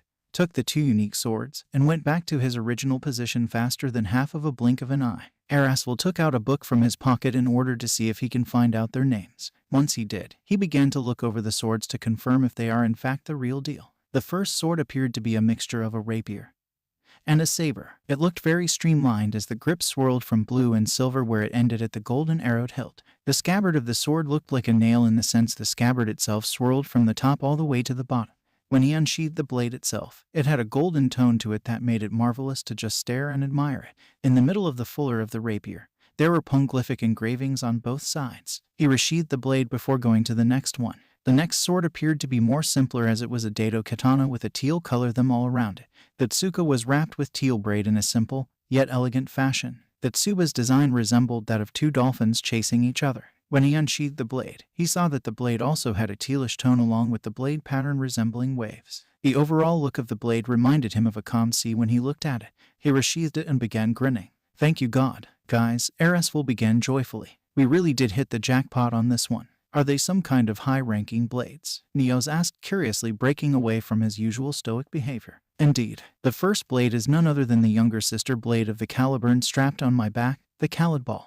The Calidbalg is one of the 21 great grade swords and is created by an unknown swordsmith during the Void Century. The next sword is called the Yumino Heise and is one of the 12 supreme grade swords, just like Caliburn. It's such a shame I can't use them since my style can't accommodate 3 swords." Raftel finished sadly after joyfully examining and explaining the swords to his crewmates. Upon hearing his final sentence, Wayne chuckled. "Really, Santoryu, now that you mention it, I wonder if there is someone who would actually develop a style like that." Wayne wondered thoughtfully. At Shimotsuki Village, Achoo, Zoro sneezed as he was teaching Kuina how to use her armament haki by having her trying to break a tree using only a baka. "Bless you, Zoro," Kuina said politely as she continued to focus all of her willpower onto her bakken in order to break through the tree. "Thanks, I wonder if I'll get sick this year," he mused to himself as he continued watching Kuina's performance. Back to some random-ass place in the middle of the East Blue. "So, we already got the bounties in their respective body bags and we have our spoils of battle organized. Aris, how in the hell are we going to fill all of this stuff into our submarine? Not even our submarine can hold this much stuff," Wayne asked Raftel, who just smiled at his crewmate. Raftel then clapped his hands together before exclaiming heavenly ceiling. When he said that, a golden portal opened up under the loot along with the body bags and sucked them all in. "You really have some weird abilities for eating a Zoan fruit, Aris," Wayne deadpanned. "It's a mythical Zoan, Wayne, get your facts straight," Neos retorted. "Besides, if anyone has weird devil fruit powers, it is most definitely you, Paramecian." "Oh, I'm touched. Now let's get out of here and head back to the submarine," Wayne said, much to his crewmates' confusion. "Why, we haven't even burned the ship yet," Raftel said. "Because the storm will take care of it for us," Wayne declared. If he said that with people who barely knew him, they would have called him crazy. However, since being with him for roughly 5 years, they know to trust their navigator when he predicts the weather. The both of them nodded at his declaration and headed back to the submarine, not knowing what fate has in store for them. "How did we ever end up in this mess?" Raftel mused as he overlooked at Wayne tending at the 3 people who appeared to be a family. A man, woman, and a little girl. They had rescued them during the massive storm that happened a half hour later after they finished their job from the world government. "Well, we couldn't just leave these people to die," Neo said monotonously. "If it weren't for me, their deaths would have been guaranteed." "Well, that is true, but we don't know who they are though, and we can't keep them with us," Raftel stated as Wayne finished up checking on them. Wayne didn't have his mask on, showing his somewhat feminine, yet handsome face to his crewmates. He also was wearing a simple white shirt with a white coat over it along with khaki chinos and brown suede shoes. "Well, aside of a couple fractures, cuts, and bruises, they are going to be just fine," Wayne said as he looked over at his work. The 3 people appeared to have been a rich family that were at the wrong place in the wrong time. Raftel especially took note of the group. They were pale, not due to being cold or anything of the sort, but rather they are naturally pale, along with having light blonde hair. A little while later, they woke up. Where am I? What's going on?" The now awakened man spoke as he got up the bed he is in. "Calm down, sir. You and your family were caught up in a storm when we rescued you 3 from drowning," Neos explained, trying to get the man to calm down. Soon after, the man's wife and daughter woke up in panic as well. "Honey, what's going on? Where are we?" the woman asked with panic evident in her voice. "Mommy, Daddy, why are you yelling? Is something wrong?" the little girl asked hesitantly as she noticed her parents and herself bandaged and in some beds in front of 3 strangers. "Now, before any of you jump to conclusions and do something rash, we were merely passing by in our submarine when we already saw you 3 sinking into the abyss of the ocean," Erasful explained to the now calmer family. The man spoke up after Erasful spoke, gaining courage and calmness by the captain's words. How were we saved? He asked the three men in front of him. Well, the stoic guy leaning on the wall there practically did the entire rescue mission, so he should be the one gaining your thanks, Wayne said as he directed the man with his head towards Neo's, who just nodded with his usual poker face on. As for how we saved you, that's a secret, he continued on as he gave them a playful grin. Well, as you all probably know, we cannot keep you here with us, Erasful stated seriously as he looked at the family. So where I'm getting at is, where do you live, and is it nearby? We live in Syrup Village, which are on the Gecko Islands, the little girl said, a little scared of the captain, most likely due to his soul-piercing, hawk-like eyes. Erasful took note of what she said, nodded, and turned to Wayne. How long will it take us to get there? He asked as Wayne left the room and went to the navigation room. He looked at the very advanced-looking table which showed a holographic map of the East Blue. He then pinpointed their location and where the Gecko Islands were located at. Once he got the information he needed, he went back to where the rest were. It'll take us 2 hours to reach their auras. So with that out of the picture, let's introduce ourselves. My name is Gracielson Wayne and I'm the doctor and navigator of this submarine. I'm Gaston D. Erasful, the captain and cook of this humble place, Grasmic Neos, shipwright and weapon master. Well, I don't see any harm in introducing ourselves, the man said, receiving a nod from his wife and daughter. My name is Edmund, and this is my wife Charlotte, he said as he grabbed his daughter and put her on his lap. And this little beauty here. He was stopped by the girl's hands. Daddy, I can introduce myself, you know, she said as she got off her dad's lap and went up towards Erasful as she extended her hand. My name is Kaya, future doctor. Thank you for saving us with Luffy a couple hours before. Well, that's enough training for today, said a completely tired out Luffy as he laid on the ground with round bushes surrounding him. He now knew that making living things takes so much energy, even when he memorized said living being's structure. After getting up, he heard a sizzling coming from his hat, which he remembered placing the piece of paper that Drizzy gave him and took it out. Much to his shock, the moment he got it out, it fizzled out of existence. So he died, was all a saddened Luffy could say. He knew that every day for a pirate, there was always that chance of death leering over them. Not letting the demise of potential ally and friend get to him, he decided to head back home as he got really hungry. Despite this, if he found those responsible for their deaths, he will avenge them. When he was about to home, he came across a wild boar who stupidly charged at the exhausted Luffy, who despite his exhaustion, just Rankyaku'd the boar straight through the middle effortlessly, splitting said boar into 2 pieces. When he came back home, he saw that Robin was out on the porch reading while Ace was chopping down wood. Hey guys, I'm back with food, Luffy yelled happily as he made his appearance known while he held a piece of the boar in each hand.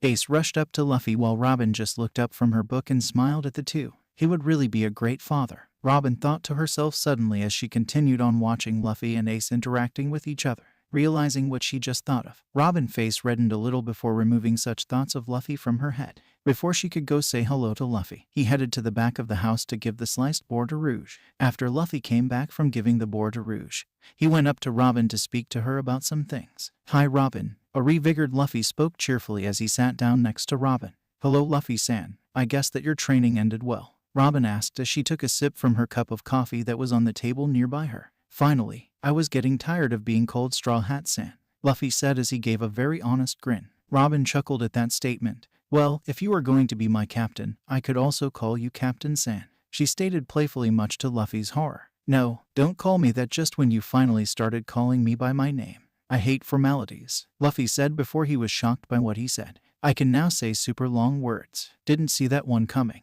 Luffy thought as he stretched his arms. Okay then Captain-san, Robin said, making Luffy pout and put his head on the table. After a moment of silence, Luffy started the conversation again. So Robin, would you like to learn how to use haki? He asked the archaeologist. You would teach me that? She asked, surprised by his generous offer. Of course, anything for my nakama, Luffy stated happily as he gave her his trademark grin. Robin couldn't help but smile at what he just said. This is the first time in 10 years that someone was genuinely helping her get stronger as well as keep her safe. Not to mention all he asked of her was to join his pirate crew. Sure, why not tomorrow, seeing as you seem pretty tired from training, she said as she finished the last of her cup of coffee. Okay then, we'll start tomorrow morning, Luffy finished as he headed inside of the house with Ace and Robin following shortly thereafter. Thank you Luffy, Robin whispered as she went inside the house with the Perditionists. When the Perditionists reached the Gecko Islands, they expected it to be a little more populated, to say the least. Not that they were complaining. Land ho, Wayne yelled as he jumped off of the submarine, and with Edmund riding on his back while Neos and Erasful did the same with Charlotte and Kaya respectively. When they landed, they didn't expect someone to be out there as if you were expecting them. Pirates. Pirates have landed, and they have captured Kaya and her family. The young boy with an unusually long nose exclaimed repeatedly as he ran back to what appeared to be his village. But before he could even run 10 feet, Raftel appeared in front of him, grabbed him, and blurred back to his original position next to Kaya. "Do you know this kid?" Raftel asked as he put the long-nosed kid down. "Beware you pirates. I have over 8 million men behind me, the great Captain Ussop." The now-named Ussop exclaimed a little shakily as he tried to intimidate the 3 unknown men in front of him with his very believable and well-thought-out lie. "Ussop, stop. They saved us from getting killed by a storm. If it weren't for them, we wouldn't be here," Kaya said to her friend, trying to get him to calm down. "Oh, I'm sorry. I just saw that you guys were carrying Kaya and her family and I jumped to conclusions." Ussop apologized, to which Wayne and Raftel shook their heads in amusement while Neos had a very unnoticeable smile on his face. "This boy," Neos thought as he examined Ussop. "I wonder how he knew we were going to land here. Does he have observation haki? If he doesn't at such a young age, he no doubt has massive potential for it, like me." "How did you know we were here?" Neos questioned the little Ussop. "I don't know, I just felt some sort of pull over here," Ussop answered, confirming Neo's suspicions. "Well, let's head to the village. You 3 will absolutely love it," Charlotte said as she took her husband's hand and led the other 5 to Syrup Village. At Syrup Village, to their surprise, the village was rather lively and looked peaceful. Too peaceful for their tastes.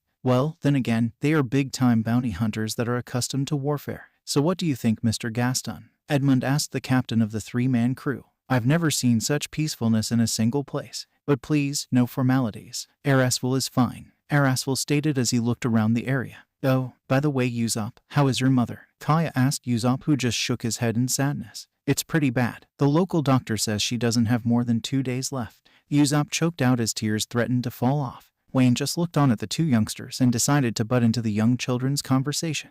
"Maybe I can help. I am a doctor, you know," he told the young Ussop, who just gaped at the orange-haired man in shock. "Really? You can heal my mom?" Ussop exclaimed with hope evident in his tone of voice. "Believe it or not, Wayne here is one of the best doctors out there in the world, so I can vouch for him," Neo stated neutrally as he looked at Wayne, who just grinned at his compliment. "So can you take us there, Ussop?" "That is unless you don't want your mom to live," Wayne stated a little playfully as Ussop rushed as fast as he could towards his house, motioning the 3 bounty hunters and Kaya's family to follow him. Wayne's statement was met with 2 punches, one from each of his crewmates for scaring the kid a little with that statement.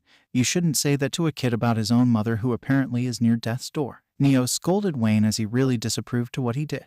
"If you were just some random-ass doctor that I barely knew, I would have shoved Caliburn so far up your ass or slice off your gentleman's parts just for saying that, even though that wouldn't have killed you either way," Raftel warned to the now pale Wayne. After said warnings from his crewmates, Wayne and the rest went to Usopp's house. In Usopp's house, when the group entered Usopp's house, they were greeted to the sight of Usopp sitting on a chair that was next to a bed, which had Usopp's mother lying there. "Hello there, Usopp has told me about you 3. I'm Ban China. I would get up to shake your hand, but certain circumstances won't allow me to," Usopp's mother, now known as Ban China, said softly as she looked onto them from her bed. "Okay then, I guess I'll skip introductions. So," Wayne said as he extended his right arm as blackish-red gas started emanating from it and condensed itself before dispersing to show a big bag filled with state-of-the-art medical equipment, much to the shock and surprise of those in the room minus his crewmates. "Apparently you're sick and the local doctor has resigned you to your deathbed. Well, you aren't going down if I have any say in it," Wayne promised seriously as he began to position all of the equipment in the bag around the bed that Ban China is currently in. "Okay, I'm going to need everyone to get out for about a couple of hours or so," Wayne ordered professionally as he then looked down at Ussop. "That means you too, youngster. I'm sorry, but you can't be with your mom while I'm working. Please go out with the others," Wayne kindly told Ussop, who noticed everyone but him left the building, so he left following Wayne's orders. "Are you ready, Ban China?" Wayne asked, to which she nodded. "All right then, let's get you healthy again." Outside Usopp's house. "Will she be okay?" Kaya asked Raftel while Ussop walked out of the house next to her. "Don't worry about it," Raftel said kindly to the 2 kids as he crouched down to look at them eye to eye and rustled their hair. "If I ever were to catch a deadly disease unknown to man, I would trust Wayne to find the cure and to give it to me." Indeed, the old geezer has vast amounts of knowledge inside of that youthful head of his. "It's a wonder how he hasn't gotten senile yet," Neos remarked as he looked up at the sky to watch the clouds. Neos sir," Edmund began. "Why do you keep calling the young doctor old geezer? He appears to be around your age, if not younger," he questioned as Neos smirked while Raftel let out a chuckle. "The fact of the matter is, he is actually older than all of us combined times 6. In fact, this year, he's going turn Erasful went on as he somewhat forgot how old Wayne really is. 468 years old Aras. Neos informed his captain. Yes, 468 years old. That is the first reason we call Wayne Old Geezer. The second reason we do it, and quite possibly the main reason as well, is it irritates him. Erasful finished smiling while Neo's smirk turned into a chuckle. The other four, however, paled in the realization that the doctor is essentially a relic from the past that happened to also be immortal. Did Wayne eat a devil fruit? Charlotte asked uncertainly as she looked at the house where the orange-haired doctor, navigator, was currently in. Yes, he did, Neo stated simply as he continued cloud-gazing. Which one is it? She pressed on. We can't say. It's a secret to anyone and everyone who isn't in our crew, Erasful said with seriousness evident on the expression on his face. What about you and Neos? Ussop asked this time. We also have devil fruit powers if that's what you are asking, Erasful voiced out as he let out a yawn. Which powers are they? Ussop and Kaya inquired, much to Ara's amusement. Like I have said before, that's a secret. He teased, much to the children's frustration. Well, now if you guys don't mind, I'll go to sleep. Wake me up when Wayne gets out, Neos, Erasful told his shipwright, who just nodded in confirmation. 2 hours later. Well, that was pretty fucking easy to cure. And here I thought it was going to be a new discovery or something, Wayne exclaimed as he stretched and removed the rubber gloves he had on.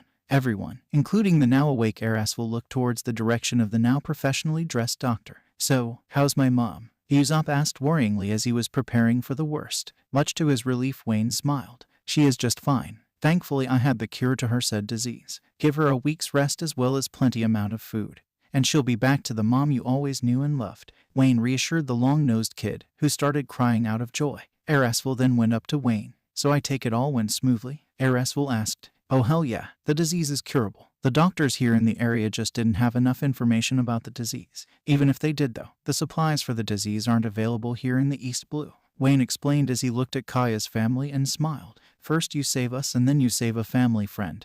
How can we ever repay you three? Edmund said gratefully as he looked at the three bounty hunters. The three were in thought before they looked at each other and decided to huddle up away from the four. What do you guys think? We don't need money and we are no longer wanted by the world government. What can they give us? Erasful asked his crewmates. I would like to have the chance to train the long-nosed kid, Neos said, shocking the other two. Why? What did you see in him? Erasful questioned Neos, who just gave him the "you serious" face. Well, for one, he was there when our submarine surfaced. He also said that he felt a pull, so to speak, that led him to us. This is an obvious sign of him beginning to awake his haki, Neos reasoned. Yeah, now that you mention it, I'd like to also train the young girl. She did say that she wanted to become a doctor, Wayne chimed in, much to the Erasful's dismay. Well, alright then, if that's what you guys want, then we'll ask for that, Erasful concluded as they headed back to where the other four were. We decided that you can repay us by selling your souls to us, Wayne exclaimed evilly, much the horror of Kaya's family and Ussop, who turned blue in fear. Wayne then got smacked by the blunt end of Neo's guandao along with the handle of Erasful's caliber.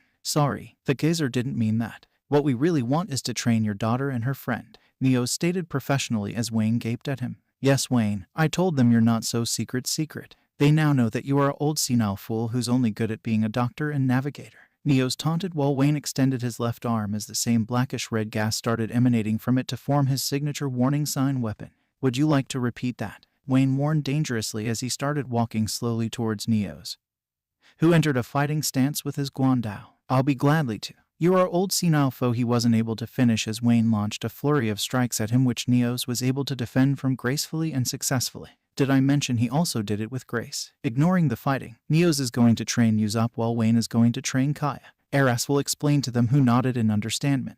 Alright then, give me a moment, Erasful continued before flashing between Wayne and Neos and coated his arms with armament haki to block their respective weapons. If you guys are done, may you explain what you are planning on training the children to the adults, Erasful stated, receiving a nod from the both of them. I'll train the long-nosed kid in observation haki and how to protect himself and his comrades, Neos stated, getting a nod from Ussop. I will be teaching Kaya as much as I can with my knowledge in the medical field, Wayne started before holding Erasful in a one-armed hug. And Ara's here, we'll teach her in swordsmanship. Before Erasful can even retort, Wayne tightened his hug on him and whispered to his ear. You owe me Ara's. Besides, she looks like a fast learner, so she could be a good disciple for you, Erasful sighed, knowing Wayne can be more stubborn than himself at times. So he gave in and nodded in confirmation. You probably don't own a sword, so I'll give you the weakest sword I have available so you can start, Erasful said as he closed his eyes and opened his right hand before a small golden portal appeared and coughed out Khalid Ball. Once it came out, he grabbed onto it and handed it to Kaya. who accepted it gratefully. Thank you so much. I will try my best, Kaya exclaimed happily as she lifted Kalidbog into the air. I will try my best too, for I am the great Captain Ussop. Ussop exclaimed as well as he held up his slingshot. Well, now that is settled, come over to our house for some nice dinner, Charlotte offered. Only if I help with the cooking, Eraswell said kindly. Sure, if that's all you ask for, Charlotte responded happily as she led them to her family's mansion. But what about my mom? Ussop asked as he didn't want to his mother alone. She'll be fine. Right now she's resting and I know that Eraswell will save some food just for her, Wayne said, grinning, comforting the young Ussop while Eraswell nodded at his statement. Eraswell then looked around his surroundings and saw how his crewmates were all relaxed and enjoying themselves on this peaceful island. He smiled and followed Charlotte and her family to their mansion. I could get used to this. Back to Luffy. Luffy laid on his bed thinking on ways on how to use his new devil fruit power when suddenly, Puru Puru Puru, Puru Puru Puru, Puru Kacha. Hello, who's this? Luffy asked when he picked up the call from his Den Mushi. Who's this? Who are you? Where's Luffy? Shanks questioned angrily while Luffy realized who it was. I am Luffy, Shanks. It's a long story to explain, Luffy told Shanks, who grunted through the other side of the Den Mushi. I have plenty of time. But what I really want to know is what happened in the future that caused you to come back.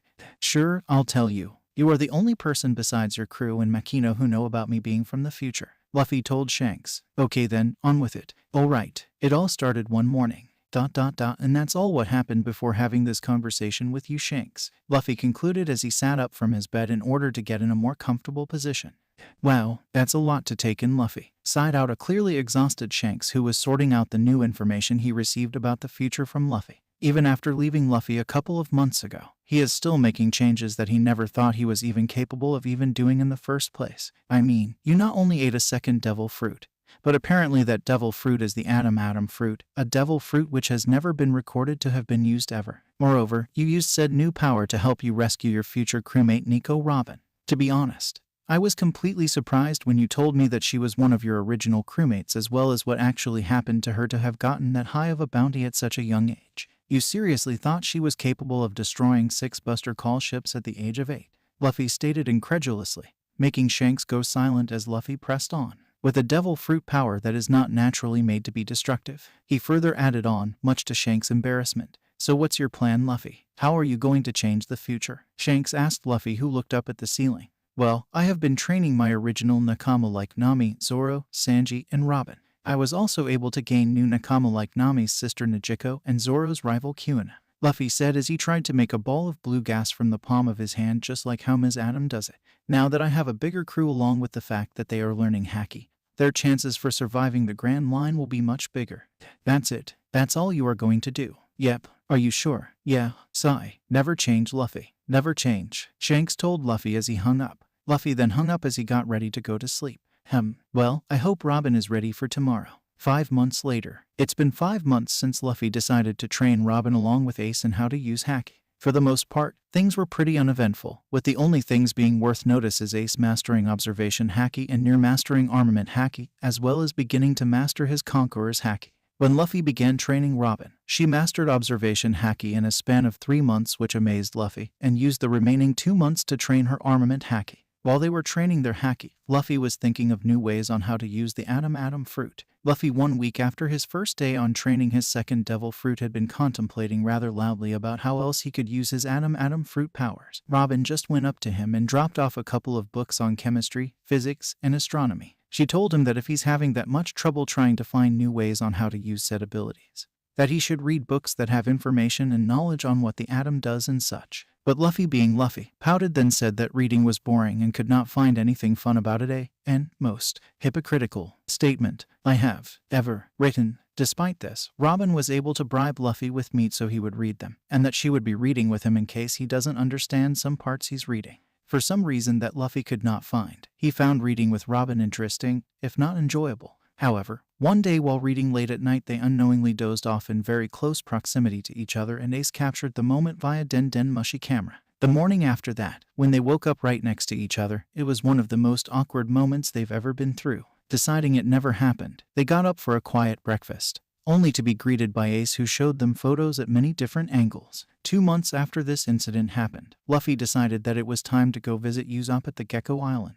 Sure, he wouldn't be able to save his mom, but at least he'll be there for him and be able to teach him haki early. He knew that he'll excel in observation haki as his affinity, and that was the highest among the original crew. "Hey guys, would you like to go to the Gecko Islands for a vacation?" Luffy asked suddenly as he and the family, as Rouge calls it, were currently eating a picnic in the forest under a tree with Makino as a guest. "I'm okay with it, but why?" Ace questioned as he took a bite from the piece of alligator meat that was currently in his hands. "I don't know, just feel like it. And I'd like to make some new friends so they'll join my crew," Luffy explained as he gave those around him his trademark grin. "Well, if Luffy and Ace are going, then I'm going as well," Rouge stated happily as she took a sip from her cup of juice. I could use a break from work. I'll close the bar temporarily. I really need a break," Makino explained, gaining a nod from those around her. "Seems like fun," Robin spoke cheerfully as she took a bite from her sandwich. "One question though," Makino chimed in as they all stopped eating to pay attention to her. "How will you take us all there? I know you're strong, fast, and you can fly, but I don't think you can carry the four of us at the same time, at least not comfortably you can," she reasoned. Well, Luffy let out a laugh and Robin smiled.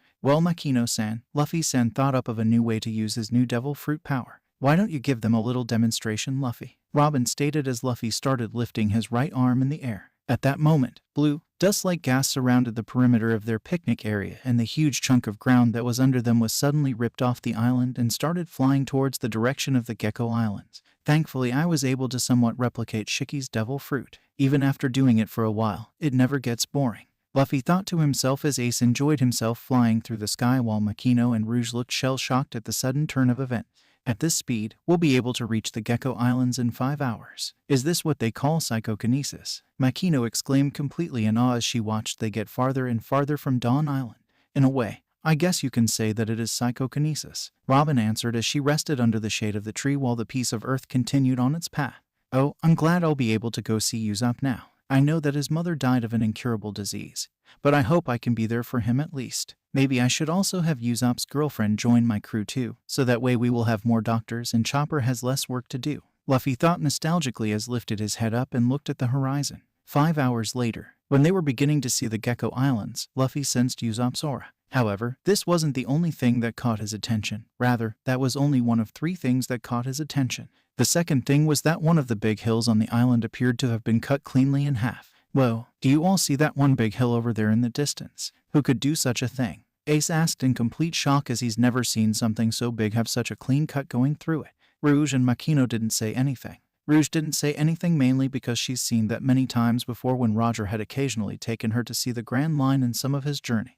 Makino, on the other hand, has never seen something so unnatural that her brain was having difficulty processing what she was seeing. Robin, on the other hand, decided to humor Ace's question. "Yes, we do see that, Ace. It seems even here in the East Blue there are some things that can happen that usually only happen in the Grand Line."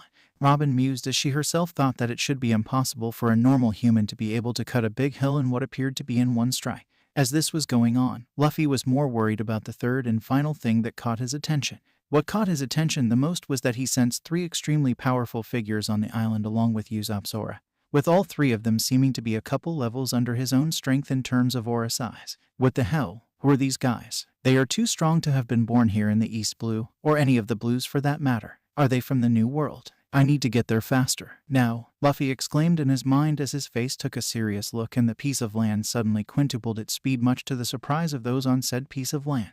"Woohoo! Faster, Luffy, go faster!" Ace yelled as the adrenaline started kicking in due to the excitement.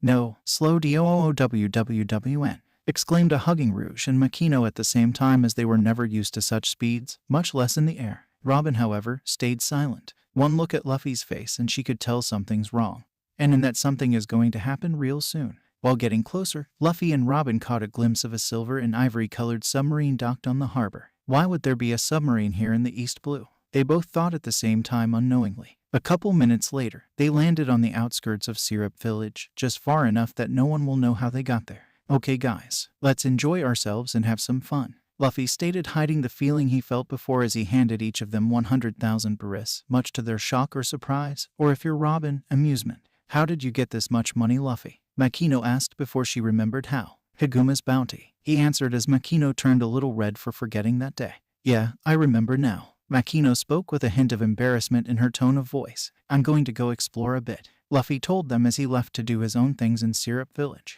Ace, not wanting to leave his only brother alone, decided to go with him. "Well, he did give us money, so let's go shopping." Rogue exclaimed happily as she grabbed Makino's and Robin's wrist and began leading them into Syrup Village. With Luffy and Ace, Luffy was following the direction that led him to Usopp's presence when Ace suddenly jumped on top of his shoulder. "Hey lil bro, what ya doin'?" Ace asked as he leaned on his head. "Wouldn't you be the lil bro now, Ace?" Luffy retorted, not answering Ace's question. "Nope, even if you are bigger than me and way stronger than me, you'll always be my little bro," he replied, getting a chuckle out of Luffy. "As to what I'm doing, use your observation, hacky Ace. You'll know why," Luffy said seriously as a confused Ace did as he was told. Suffice to say, he was in shock to what he felt. "WW, what was that, Luffy? Are you going over to where they are?" Ace asked worryingly, and much to his dismay, Luffy nodded. "Well, I'll go with you too. That way, I'll be there to help you in case of anything," Ace promised as Luffy continued walking towards Kaya's mansion. As they were getting closer, he saw the gate at Kaya's mansion open and saw 5 people getting out of there. He noticed that 2 of them were the children-sized Usopp and Kaya, each holding a weapon.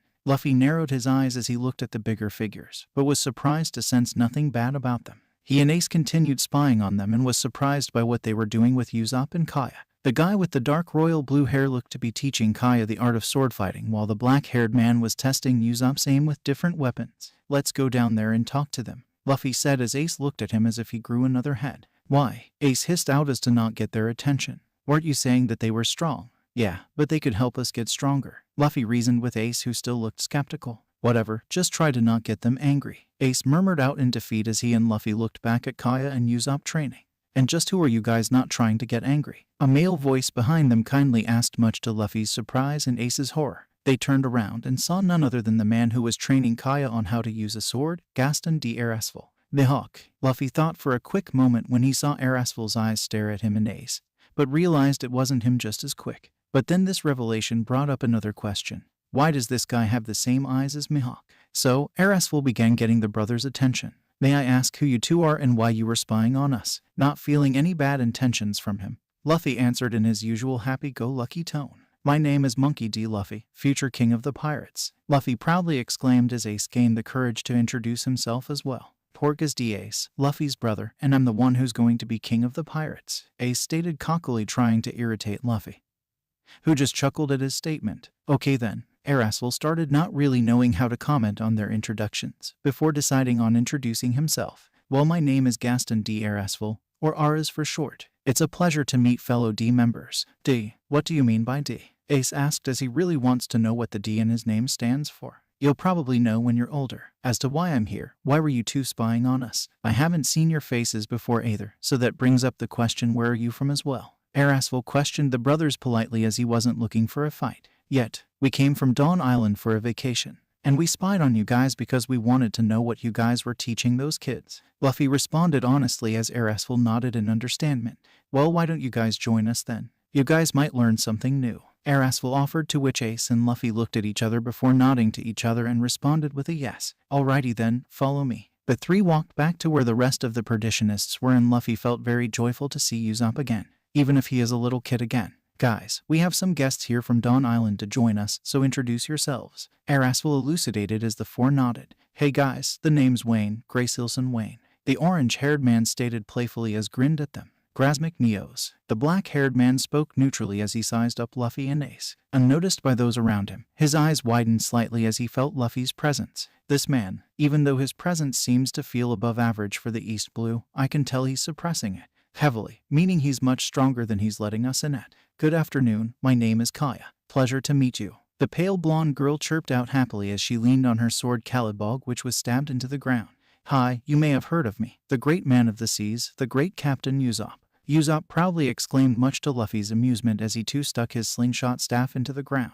"Hello to you guys as well. My name is Monkey D. Luffy and this is my brother Ace." Luffy introduced Ace and himself towards the new faces. While they started chatting to each other, an eye and an ear on a tree that was nearby spied on the brothers for a while, looking towards the group's direction before disappearing, leaving only flower petals. With Robin, Robin had spied on Luffy and Ace for quite a while when she waited for Makino and Rouge to be finished with their shopping spree. She was really interested in the new people that Luffy and Ace had met, as they seemed to be very interesting personalities at the very least. "Robin, come get your bag. We're done paying for the clothing," Rouge happily said, getting Robin's attention as well as having her dispel her eye that was spying on Luffy. Okay, I'm coming," Robin stated as she grabbed a box filled with clothing. Would you two like to come with me to go find Luffy and Ace to see what they're doing? Robin asked the other two women in the group, who looked at each other before nodding and humming agreement. Using her newfound ability of observation haki, Robin was able to pinpoint Luffy's location, as there appeared to be other people there around his level. For some reason, though, she didn't feel worried or anything of the sort. As a matter of fact, she felt rather relaxed. Truly relaxed in a way that she never truly felt in a long time. For over half of her life, she had to constantly worry about being betrayed and backstabbed by people, even when they seemed to be kind and trustworthy. Even when Luffy brought her to his home, for the first month or so, she didn't really feel safe. That is until she had a life-changing conversation with Ace's mother, Rouge. Flashback. Robin was currently helping Rouge prepare lunch when she finally decided to ask the question she has wanted to ask her for a while. Rouge, Robin spoke softly, getting Rouge's attention. Yes, Robin, Rouge responded, ready to answer any question she may have. Why haven't you or Luffy betrayed me yet? Robin bluntly questioned, much to the shock and surprise of Rouge. What do you mean? We would never abandon you. Where did you ever get such an idea? She exclaimed, completely appalled by the idea of abandoning someone who she would consider family. I've been on the run for a little over 10 years. Every single person or group I have met always either accept me with open arms, only to betray me at the worst possible moment, or they chase me down and try to either kill me for my bounty or trying to have their way with me. Robin explained, causing Rouge to have a grim look on her face. And how do you know that we are like those who have persecuted you, Robin? What makes you think we would ever betray you? Rouge questioned, trying to figure out more. I don't know. I feel conflicted. Whenever I'm near you or Luffy, I feel a mixture of emotions that are hard for me to describe. Robin stated, making Rouge nod in understanding. You know, Rouge began. Me and Ace were being persecuted by the world government for a long period of time after the Pirate King Roger's death, before being saved by none other than the hero of the Marines, Monkey D. Garp. Robin was rather shocked by the revelation, never knowing that Rouge had went through something similar through what she went through. Why though? What did you ever do that would cause the entire world government? She asked, really wanting to know what she did to ever make the world government.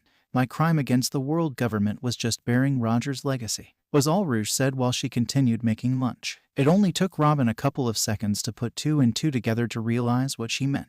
Wait, you don't mean? Robin started before getting interrupted by Rouge. Yes, Ace is Roger's son. After Roger's execution, the world government looked through every single town and every single island that Roger had been in order to find out if he had left any children behind. They killed who knows how many children in trying to purge Roger's tainted blood from the face of this planet. Rouge spat out that last sentence in distaste. Robin could only look at the older woman in shock. How in the world was she able to escape the world government was currently the biggest question ringing in Robin's head. In order for Ace and I to have survived that event, I held him in me for around 20 months, and let me tell you, I'm not planning on having another kid anytime soon. Rouge continued, trying to lighten up the mood around the kitchen while also answering Robin's question. Robin has heard, seen, and been through many weird things in her life, from finding out about devil fruits all the way to seeing her home island Ohara being burned to the ground. Rouge's story, however, just went up in her list as one of the most amazing and unique experiences she has ever heard or seen. She held a baby in her for 20 months. I wonder if her vagina is still intact. Robin thought a little darkly. Of course, the doctor that was there for Ace's birth told me that me surviving the birth after having him in there for so long, it would be nigh impossible. Despite this though, I wanted my child to live a normal life with at least someone there to be for him. With Roger gone, I willed myself to survive as long as I could so I could see my baby grow up to be a wonderful man. And now here we are, with Ace living a somewhat normal life as well as gaining a younger brother, though you can't call Luffy little anymore. Not to mention, Luffy brought you into our family as well, and I really am thankful for that. Rouge concluded her story as Robin looked at her with glistening eyes. That is why neither me nor Luffy will ever betray you or abandon you, Robin. You have a special place in both of our hearts, and from what I can see, that certain place in Luffy's heart is getting bigger every moment. Rouge playfully told Robin, who gave off a very slight blush at what that comment implemented. Why do you keep assuming that something is going on between us? We aren't even dating. Robin questioned Rouge, who just gave her a grin. Yet, was all that Rouge said much Robin's unseen ire. Flashback end. Robin continued walking along the road with Rouge and Makino beside her for about half an hour when they heard two distinct voices yelling at each other. You will eat this delicious motherfucking pie even if I have to shove it down your throat. And then I'll make you say that my pie is delicious, yelled out one voice that only Robin knew to whom it came from, whereas the other two females in the vicinity were new to said voice. No, pies are disgusting. You can't make me, exclaimed the other voice, to which all three women knew was Luffy's voice. Not even a second had passed before they were greeted by the sight of Luffy flying away from a dark royal blue-haired young man who was chasing Luffy with a sword in his right hand and a slice of what appeared to be pumpkin pie on the other hand. You know, if it wasn't for Luffy being so strong, I would have been worried for his safety. Makino chimed in, breaking the silence that appeared when they saw the young man chase Luffy. Agreed, stated the other two women neutrally before a couple of seconds later, an audible explosion was heard followed by more yelling. You prick. It took me over an hour to bake that pie. You're so fucking dead. Well, you should and have tried to have force-fed it to me in the first place. I think we should go look for Ace and see what happened, Rouge told Makino and Robin, who nodded in agreement. Robin decided to take the lead and walked to where she sensed Ace's aura as well as a couple other ones. Much to their surprise, Ace was calmly chatting with the 4 other people there while having a picnic. The moment they came into view though, Neos looked at their direction and grunted, gaining the attention of the other 4 people. We have some visitors, Neos stated as he pointed to where the 3 women were. MMMPH. Oh hey, come on over. There's enough food for everyone. Wayne greeted happily as he lifted up a plate of assorted meats and cheeses for them to see. Mom, Robin-san, Makino-san, you should try this food. It's so good, Ace said joyfully as the 2 other children beside him gave a hum in agreement. Hello everyone. I hope we aren't intruding. My name is Makino. Mako introduced herself while giving a slight bow. My name is Rouge and I'm the mother of the little boy Ace. Rouge presented herself while making Ace blush in embarrassment by Rouge's comment. I'm known as Nico Robin. I hope we get along. Robin announced politely as she sized up the 2 men's aura in front of her with her observation hacky. What she saw shocked her, as she didn't expect people with such massive auras to be here in the East Blue of all places. The black-haired man aura appeared to be the cold, serious, no-nonsense type, while the orange-haired man's aura felt to be akin to that of a playful, teasing jokester type. Despite them feeling like the opposite of each other, she knew that their auras had one thing in common. They were massive, especially the young orange-haired man, as it felt just as big, if not bigger than Luffy's. Before she can go further into it though, she was interrupted by the same orange-haired man who she was staring at. Well now, I know I'm sexy and everything, but can you please stop staring at me and my crewmate? We'd really appreciate it, Wayne said in kind tone, but gave Robin a look that screamed, stop what you are doing right now if you want to live. No, why don't you beautiful ladies sit down and enjoy yourself to some of the captain's food? It's really delicious and nutritious. He continued on as if he hadn't given Robin a threatening look while he motioned them to sit down and eat with them. The 3 women sat down, not wanting to be rude to the people who appeared to have befriended Luffy and Ace, and took some of the sandwiches that were laid out on the blanket. This is really good, Makino exclaimed in delight as she took another bite. It really is delicious, Rouge agreed as continued chewing. Agreed, Robin stated as she took a sip of coffee that surprisingly went well with the sandwich. So now that we have introduced ourselves and eaten a little, may we ask your names? Robin inquired while the 2 men and 2 children nodded in agreement. I don't see why not. My name is Gracilson Wayne. The constipated-looking fellow is Grasmic Neos, while the long-nosed kid beside him is his disciple Ussop. Wayne spoke as he first pointed to Neos, Ussop, before giving Kaya a side hug. And this intelligent girl is Kaya, the daughter of the owners of the mansion not too far from us. Not to mention she is also my student, seeing as she really wants to become a doctor herself, and I hold a good amount of knowledge in the medical field. He boasted on while giving a beaming smile towards Kaya, who smiled back. Okay, and now I want to ask a question, Makino said. And what question would that be, miss? Neos questioned neutrally as he took a slice of pie and bit it. Who is the blue-haired man that is chasing Luffy, and why is he chasing him? Makino asked, which caused the Wayne to give off a snicker while Neos shook his head. Well, you see, Wayne began, going back a couple of minutes ago. So you're learning how to master those 3 long-range weapons as well as Bobo. Luffy began before being interrupted by Ussop, who was holding a long dark green slingshot that also doubles as a staff along with rifle, bow, and arrows strapped on his back. Bajutsu, Mr. Luffy, Ussop interrupted. Yes, that's amazing. With those skills you can be one of the best snipers in the world. Maybe even the best. He praised, boosting Usopp's ego. And you, Kaya, are learning to be a doctor as well as a swordswoman? Luffy now asked the blonde-haired girl. Indeed, I am Luffy-san. Wayne-sensei is one of the smartest, if not the smartest doctor I know. Plus, he's really good with explaining how to do certain procedures and why you need to do them. With Erasful-sensei, he started out by giving a demonstration on how good I can be if I keep training. At first, I thought that learning how to use a sword was going to be really difficult. But Erasful-sensei's personal style really was the easiest style for me to learn out of all the other ones he has shown me, Kaya proudly stated as Wayne and Erasful gave her a smile, albeit Erasful's was a considerably smaller one. Oh, and what kind of sword style is that? Ace questioned, really interested in what kind of fighting the girl can do. The Kurigana one sword style, Kaya stated as a matter of factly. Luffy and Ace looked at her in awe as she said that, but for different reasons. That sounds like an amazing sword style. I wonder how strong it has made her. Ace wondered, isn't that Mihawk's sword style? And this Ara's guy knows that style as well and is now teaching it to Usopp's soon-to-be girlfriend Kaya. Something seems fishy here, Luffy thought seriously as he began to wonder what changes did him going back to the past cause. What was the presentation he did? Ace asked curiously as he begun to put two and two together as he looked at Arasville. Well, first he had Neo shoot a volley of bullets at him and then he deflected them with such skill that he made the bullets hit the targets behind him. Kaya praised before continuing. And for the grand finale, Arasville sliced one of the biggest hills here in the Gecko Islands in half. She concluded while Arasville was bashfully scratching the back of his head, confirming Ace's suspicion. So he's the one that sliced that one hill in half when we got here. Ace stated in shock as he what appeared to be a kind guy was really a super strong kind guy. Well, now if you guys are done talking, how about I bring dinner for us outside today? I made a bunch of sandwiches along with barbecue ribs as well as some delicious pumpkin pie. Arasville stated as he opened up some golden portals and a couple of plates filled with sandwiches, pots filled with barbecue ribs, and pumpkin pies neatly landed on the blanket Arasville set up before taking out the food. This caused all those around to start salivating and immediately dug themselves in as they all got at least one piece of each food that was served, except for Luffy, who just grabbed one of the pots filled with barbecue ribs and dumped the entire thing into his mouth.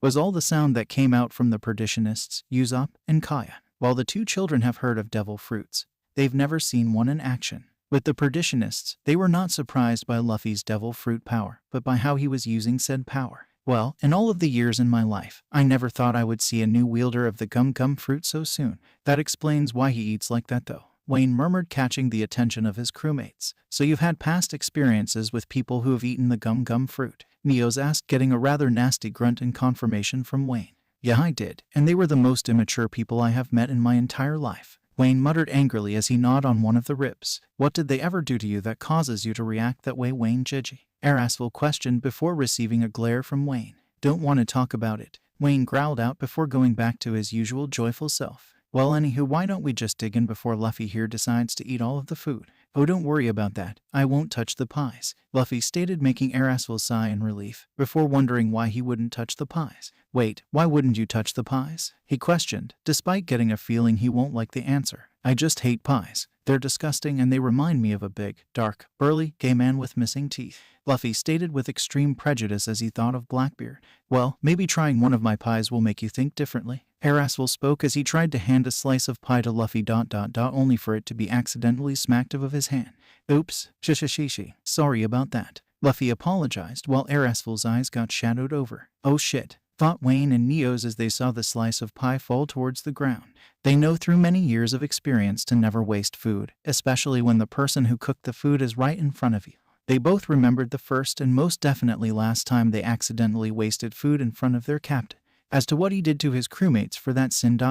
let's just say they sang soprano for a good month or so. You, Arasville spoke darkly. Huh, was all Luffy could say before his observation Haki screamed at him to move out of the way. Thankfully Luffy did move out of the way, as what was there where he was sitting not too long ago was Arasville's sword, with Arasville holding the piece of pie Luffy dropped. I'll avenge my pie, you shithead, Arasville yelled out as he swung his sword again at Luffy, only for Luffy to dodge again as he started to use Jeppu in order to gain some distance from Aras. Luffy thought he was going to be alright before his Haki senses screamed at him to dodge. He dodged what was going to hit him before his eyes processed what he saw. Arasville above him with his left hand stretched out, aiming the slice of pie into his mouth. While this was happening, Ace was contemplating if he should help his brother before deciding that this will happen regularly, as continued to eat the food off his and Luffy's plate while the other four did the exact same thing with their own plates, not really worried about either person from their respective group. You will eat this delicious motherfucking pie even if I have to shove it down your throat. And then I'll make you say that my pie is delicious, Arasville yelled out in fury as he landed on the ground and ran at Luffy. By this point Luffy had had enough and was beginning to reach his boiling point. No, pies are disgusting. You can't make me, Luffy exclaimed in anger as he continued to Jeppu himself away from Arasville. Not even a moment had passed when Luffy felt Makino's, Rouge's, and Robin's aura rather close but didn't decide to ponder on it.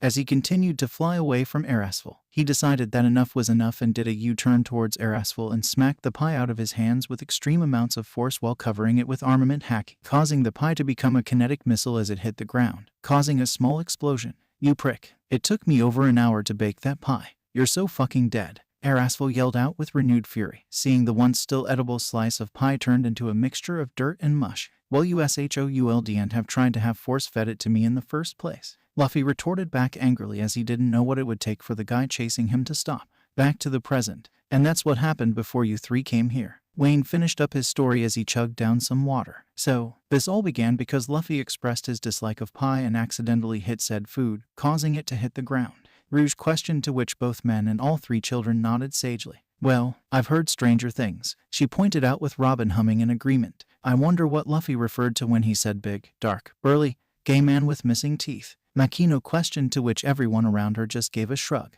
On the Moby Dick, ACHOO, sneezed out Marshal D. Teach suddenly as he and the rest of his division were eating dinner. Whoa there, Teach, cover your mouth when you sneeze. We don't need another sickness going around here again. Thatch scolded as he brought out more food for his crewmates. Zehahaha, sorry about that, 4th Division Commander, Teach called out, to which Thatch responded back with a wave. Teach then went back to his own thoughts. I hope I can find that fruit soon. The sooner the better. Back to the Gecko Islands. Well, whatever Luffy meant doesn't matter for now. I just hope Marines wouldn't suddenly come over here with a Vice Admiral or two. That would make this vacation end early. Robin mused, gaining a chuckle from Wayne. What are the chances of some Vice Admirals actually coming over here in the East Blue of all places? Wayne questioned. Well, I hate to break it to all you, but you two just jinxed us, because that is exactly what's coming towards us right now. Neos chimed in with a careless tone in his voice, causing everyone to go silent and look at him as if he grew a second head. You're serious, aren't you? Wayne stated grimly as a serious look came over his face. Correct. Beyond the horizon lies Vice Admiral Garp and one other Vice Admiral, along with approximately 200 Marine soldiers, he stated, making everyone around him except for Wayne, Rouge, and Makino worry. With Vice Admiral Garp was a little pissed, to say the least. He most definitely knew within the bottom of his heart, even if he himself tried to deny it time and time again, that the perpetrator to St. Jalmac's death was none other than Luffy himself, with him and a couple other Marine battleships sent out to search every single island in a pincher fashion in order to make sure murderer won't escape. I really hope Zephyr knows what he's doing. It took us a couple of weeks to get here, so he might not even be hiding in the East Blue anymore. Vice Admiral Tsuru spoke.